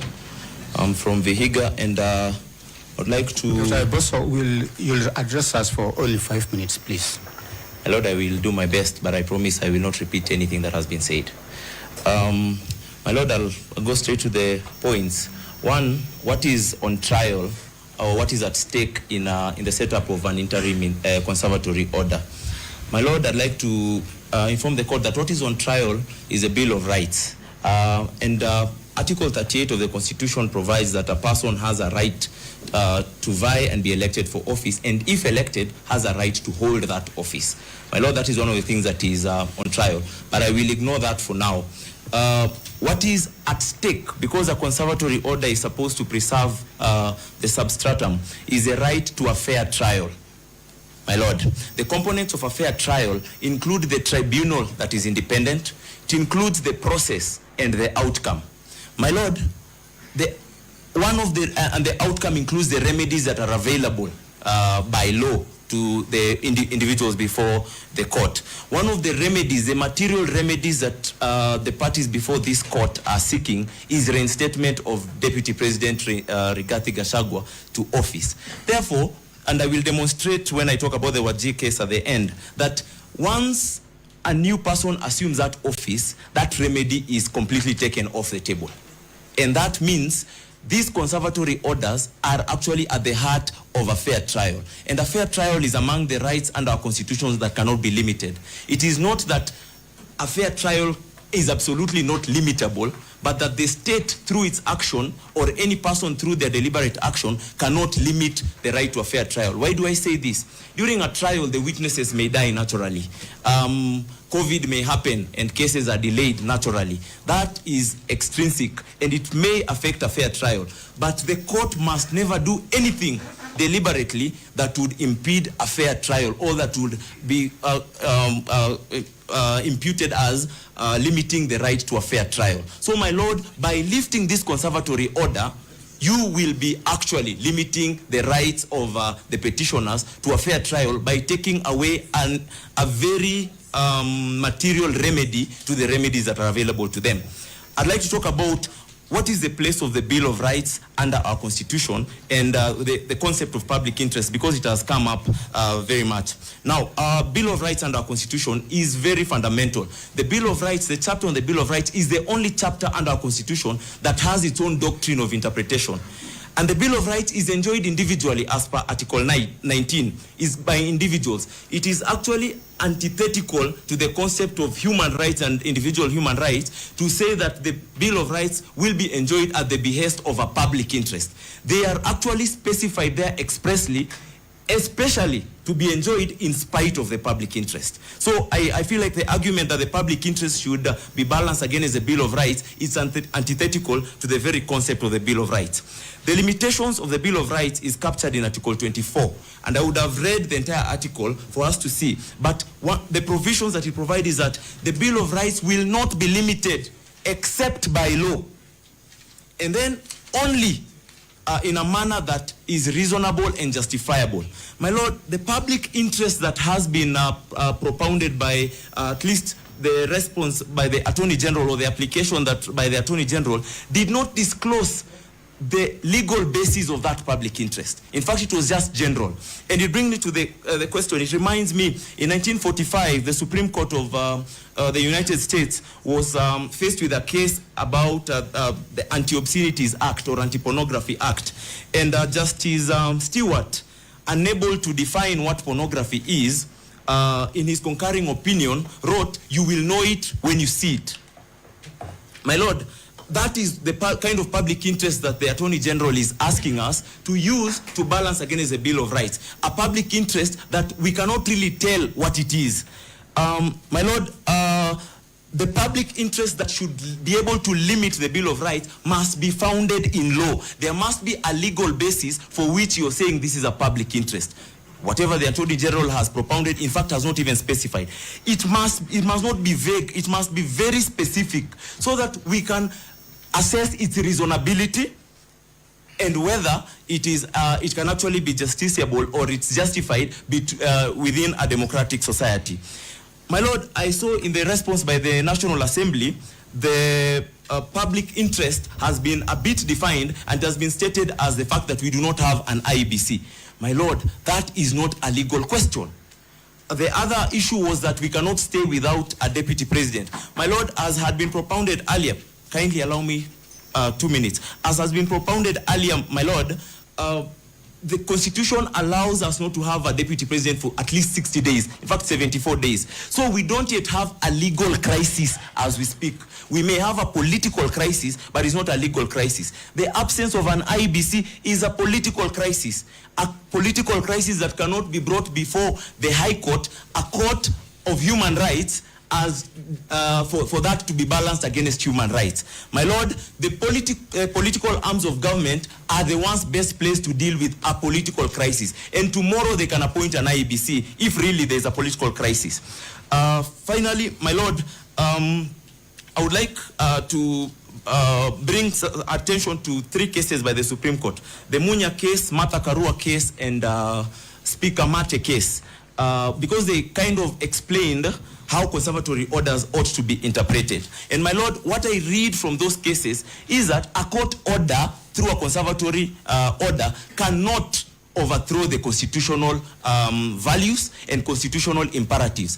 A conservatory order by the court fetters discretion, constitutional or statutory discretion, never constitutional obligation.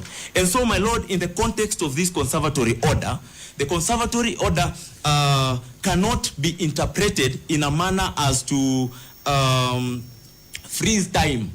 Because one of the things that is considered by all parties in this case is that an impeachment did happen. And it's presumed to have happened lawfully until this court finds that it did not happen lawfully. By that, the Constitution is very express that the office will fall vacant. And so that one, however much a court attempts, it cannot constrain an edict of an imperative of the Constitution. So the office is vacant as we speak. However, time started running, and the president had 14 days, a discretion of 14 days. The court order can fetter that discretion, and where it seems to the court that the discretion was abused and rushed in order so that you can avoid the rule of law and whatnot, the court can make the conservatory order to be deemed as if the action was done as if that abuse was not there. So that the president still had the 14 days, and so the time is counting. Parliament will still have 60 days. Now, at the end of the 74th day, this court's conservatory order, however much it tries, it cannot extend beyond that. Finally, my Lord, I want to talk about the Wajir case because nobody has talked about it, and it was part of the Attorney General's application and response. The Wajir case relates to a governor who was impeached. The deputy governor assumed office and then even nominated a new deputy governor, and then later on the High Court found the impeachment to have been unlawful and reinstated the governor back to office. My Lord, there is a distinction, both a constitutional distinction and even a procedural distinction in the 2 cases. In the Wajir case, the court had issued a conservatory order against the assumption of office, which was defied. But aside from that, because that still is arguable as to whether a conservatory order can do that, there is the question of part of the rule of law and a fair trial is the enforcement, the enforceability of a court order. Now, a court order may be enforced against the deputy governor or the governor of a county. But as per our constitution and as per the holding of BBI in the BBI case, the presidency is absolutely immune. No amount of court order will be issued that will be able to be enforced against it. Because who will enforce the court order declaring the office of president vacant? My Lord, it's the political arms of government that can deal with that. And that might be one of the issues that are political questions that the court cannot really address. So, my Lord, as far as the office of the deputy president is concerned, such an order cannot come from this court. We cannot allow the conservatory order to be lifted, and then we imagine that we will be able to enforce an order removing Professor Kindiki from office. My Lord, thank you very much. I'd like to ask my co-petitioner, I think petitioner number 12. I wish to make an application under Article 57 of the Constitution. All the members of the society, the owner is now too certain. Some of us have to eat at 7 intervals. Also, I'm mindful of the court. You have been sitting all the time, you must be now very tired. Let us adjourn to the extreme I think my Lord, those who are angry can leave. Strong ones. My Lord, I would like to support the request, very polite request from Dr. Haminwa. Dr. Haminwa is the #1 longest serving member at the bar. And yours truly is #2. So my Lord, breaking for an hour or so is a very appropriate thing to do.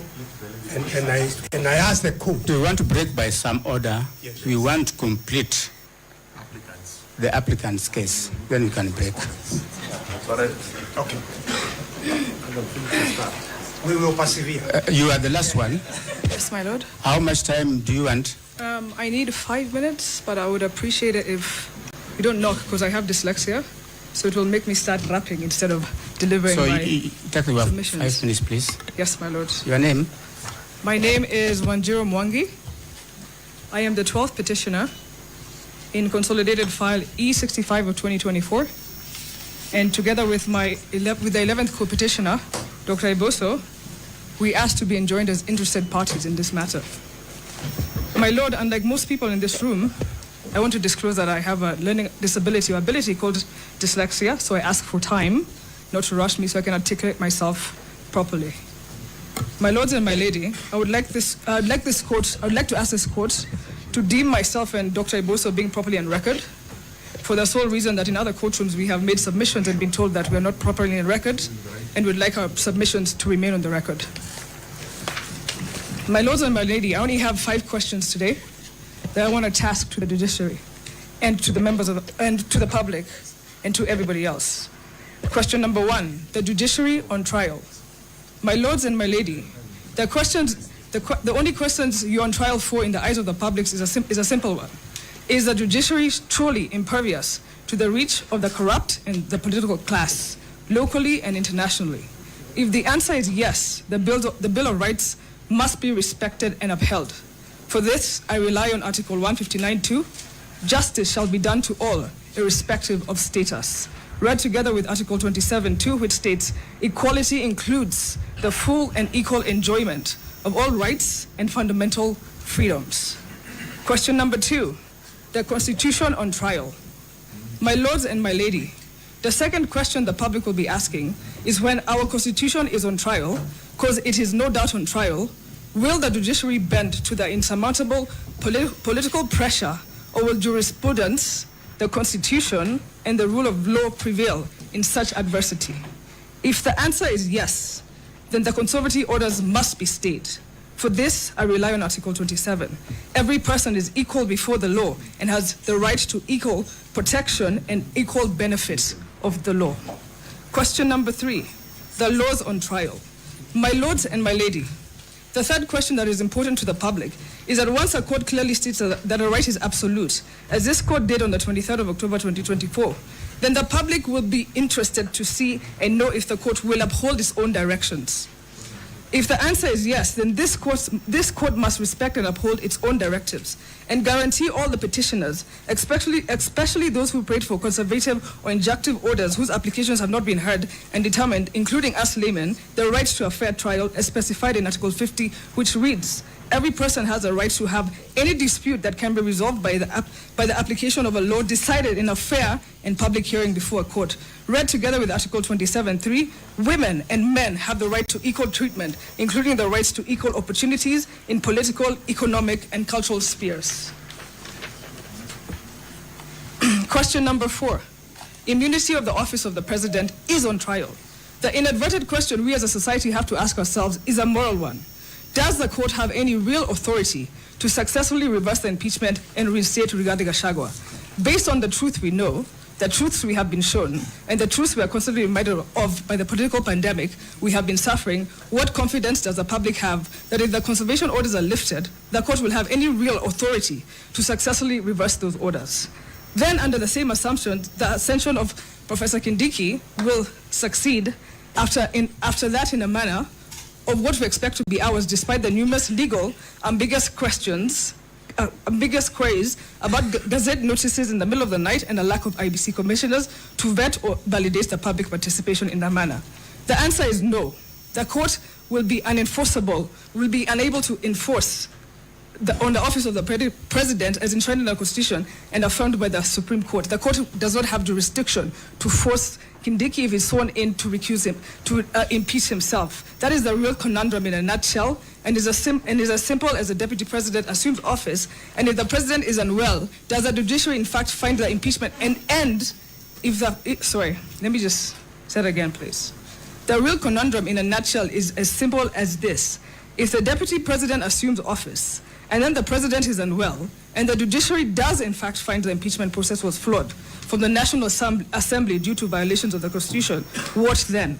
Will the acting president impeach himself as a deputy president? Can he even, is it even possible, and who would enforce those orders? The conservation orders cannot be lifted if they will be rendered a nullity, null and void. For this, I submit Article 27. The state shall not discriminate directly or indirectly against any person on any ground, including race, sex, pregnancy, marital status, health status, ethnic or social origin, color, age, disability, region, conscience, belief, culture, dress, language, or birth. Question number 5, and my final question today, is our system is on trial. My lords and my lady, on this final note of mine, I humbly stand before you as a layperson with arguably what I hope to be some of the best legal minds in this country.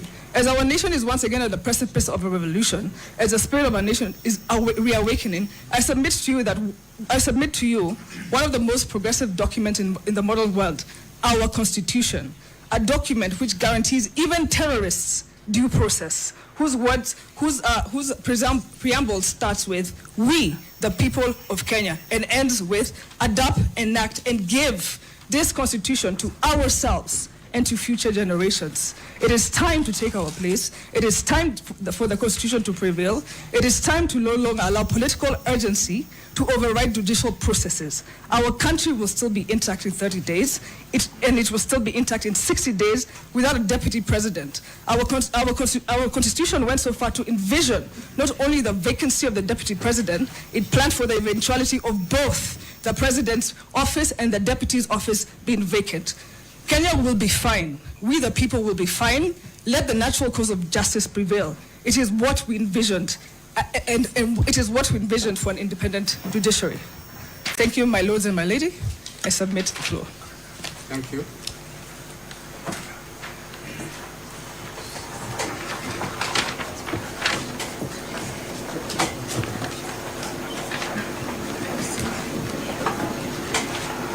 It is now 2:30. We will adjourn. I want the assurance that we are coming back for the respondent's case. Yes. Your Lordship, that's not correct. My name is Moraro Moke, Counsel. I'm the 43rd petitioner. And I understand from your direction on Friday that you would hear all applications for conservatory orders. I would like to be guided on that issue. Which one is your application? My application is to be found in the petition E027 of 2024. My Lord, filed in that Eldoret. petition is not consolidated with this. Hello? It is consolidated, Your Lordship. Mr. Wanyama, just hold your horses. The petition was consolidated by an order transmitted to me on Friday by the Deputy Registrar, indicating that the 2 additional petitions had been consolidated. Can you kindly confirm that? I informed all parties that we continue to receive petitions in this matter. We received petitions as late as yesterday, and by the very nature of those petitions, they seek invariably the same orders and the same prayers. But when a petition comes after we have given directions on other petitions, certainly you would not expect us to go back on the petitions which are not before the court. Your Lordship, if you allow me to read the order that I was given, perhaps it can shed more light. Yes. The order said that that petition had been consolidated and I'm required to follow the directions issued on Friday in the in the other petitions. That's what the order states. My Lord, unless I'm mistaken, we were here to hear applications, 2 applications in petition, one in petition 522, one in petition 565.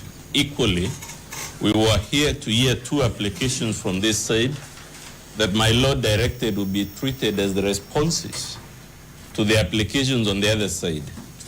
If my colleague's file has been consolidated with these files, it does not necessarily follow that his application also had been scheduled for hearing today. And lastly, my Lord, while I'm on my feet, I know we started by giving directions and the court being fair and allowing the parties to drag on and on, but we are concerned on this side that unless the court is able to fix a stop at some point, the other side is committed to proceeding on and on, as I said, until donkeys grow horns.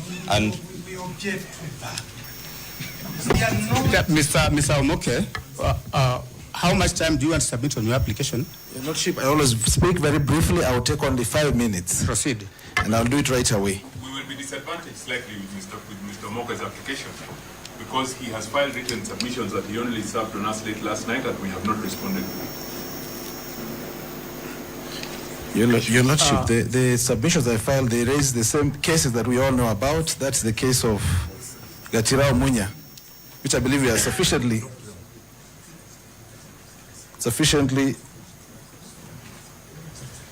aware of.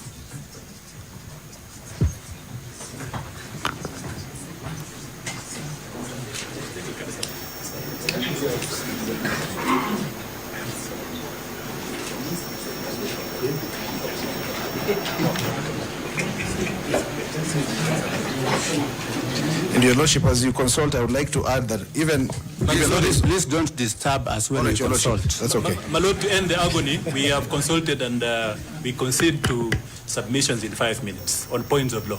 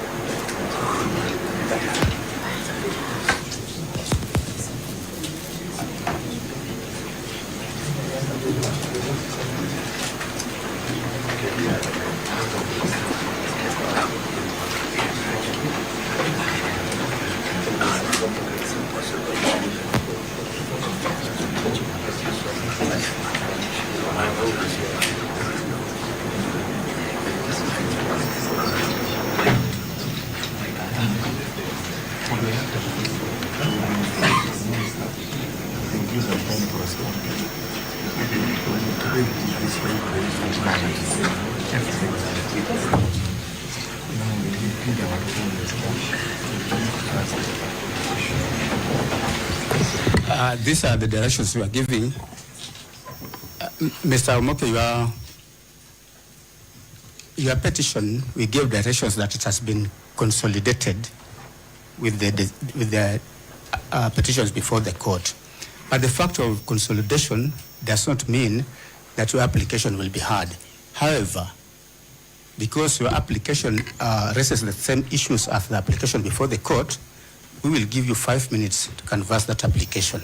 And after that, we will adjourn to come back to consider the respondents' responses. Thank you. Thank you, Your Lordship. My application... I have a problem. I represent, I'm holding a brief for my Prime Minister Ashford Muluki Muguku. He represents a political party, I represent a political party by the name of Maendeleo Democratic Party. And we filed an application, and our understanding was that Mr. Muguku was to be heard today. I wonder if you could take that into account also.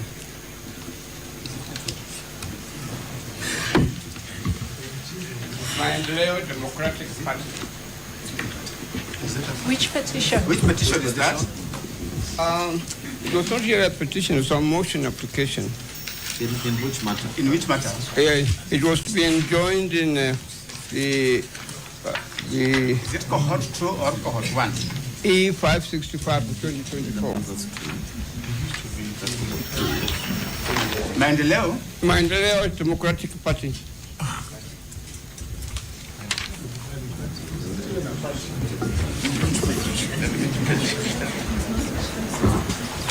My Lord, that's not a party in both cohort 1 and cohort 2.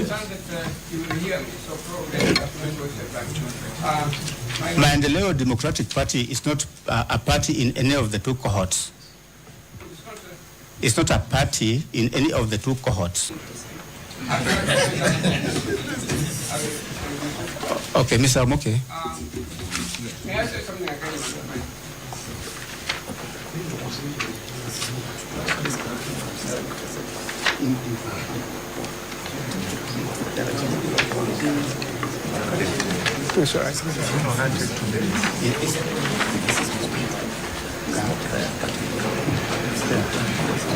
But Dr. Kamina, you know you appear in cohort 1 in your own right. Yes. Remember that. So if you want to submit in your own right, we will allow you. But for the person you are holding whose brief, you don't appear to see where he I is. think I for himself. I don't know. Just look for him so that he can prosecute his case. But in the meantime, let's have Mr. Omoke. One final word, my Lord. My Lord, I like being human, and I like taking care of the interests of the judges when they are sitting. You are human. Why don't we adjourn tomorrow? Dr. Kaminwa, please. Being human. It's okay. We are very human. All that I'm saying, can we start tomorrow? Let's have Mr. My Lord, I think the cat is coming now out of the bag. Mr. Omoke, you have 5 minutes. Cut now.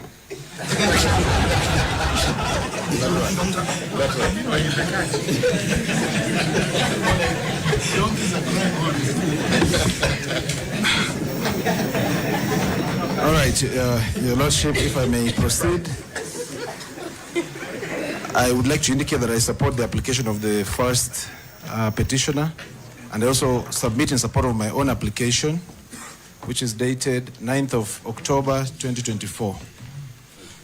I wish to rely on the affidavit sworn on the same day, my submissions filed yesterday dated 27th of October, and the list and bundle of authorities. In summary, I would like to state my, Your Lordship and my lady, Your Lordship, Presiding Judge, Your Lordship.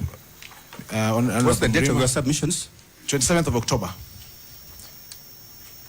I confirm that I personally attended the public participation at Kiambu Social Hall on 4th of October. And that, from what I observed on that day, I was convinced that I had a responsibility to come before you under Article 3.1 to defend and protect this Constitution. That there are serious violations which this court must consider, and in line with the Gachagua'S case, there's public interest at stake. Gachagua'S. There is an inherent, there's a case that you need to consider here, where we must look at all those issues on public participation. Was there proper public participation, not just on the day when the Parliament was conducting it on 4th of October, but even prior to that, under Article 10, I would call upon this court to issue the conservatory orders so that we can have an opportunity to re-examine Article 10, which for a long time has been seen as though it is something that is aspirational. And I would like to urge the court to consider this to be something that is binding on all persons and all state organs. So such that for the move of the motion in the National Assembly, at the time he was seeking to bring that motion before the National Assembly, he actually was bound by Article 10 to observe all the values contained therein, including public participation, go around the country and speak to the people. And I'm here to tell you, my lords and my lady, that the people of this country are angry from what I observed on that day, on 4th of October, and they are sick and tired of how the Constitution is being violated. Well, as counsel is testifying, maybe he can take to the dock so that we can all have an opportunity to cross-examine him on this testimony that he is. Yes, in response to Professor's objection, I am a party personally, and I saw an affidavit, and I've made all those averments therein. And if I'm required to be examined, I'm very much happy to do that. if you require that. So perhaps Prof can confirm, and I'll take the doc very happily. All right, so I'll carry on. He has agreed that he wouldn't like to examine me, so I'll continue with my presentation. Actually, at that very same public participation, I did meet some of the people from his famous home, Ndumberi, otherwise known as Danbury, and they were very, very unhappy with the way the process was being conducted.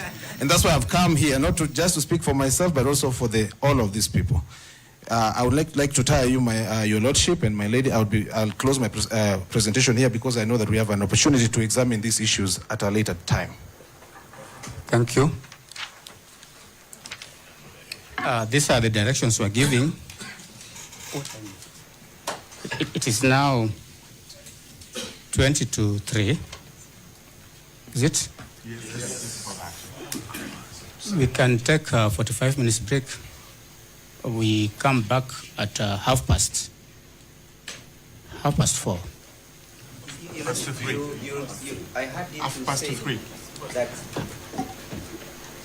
past 3. It is now 20 minutes to 3. That's correct. So we can come back at 3:30.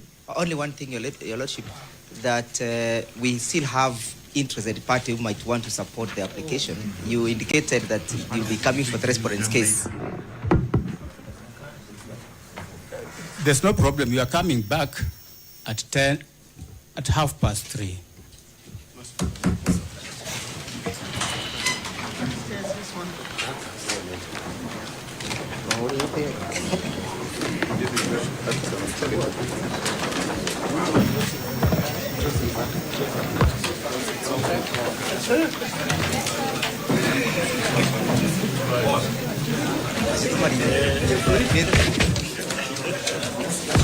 Excuse me.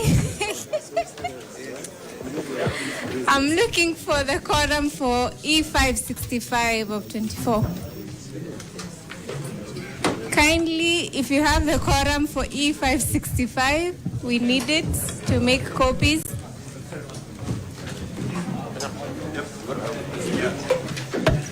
You're happy.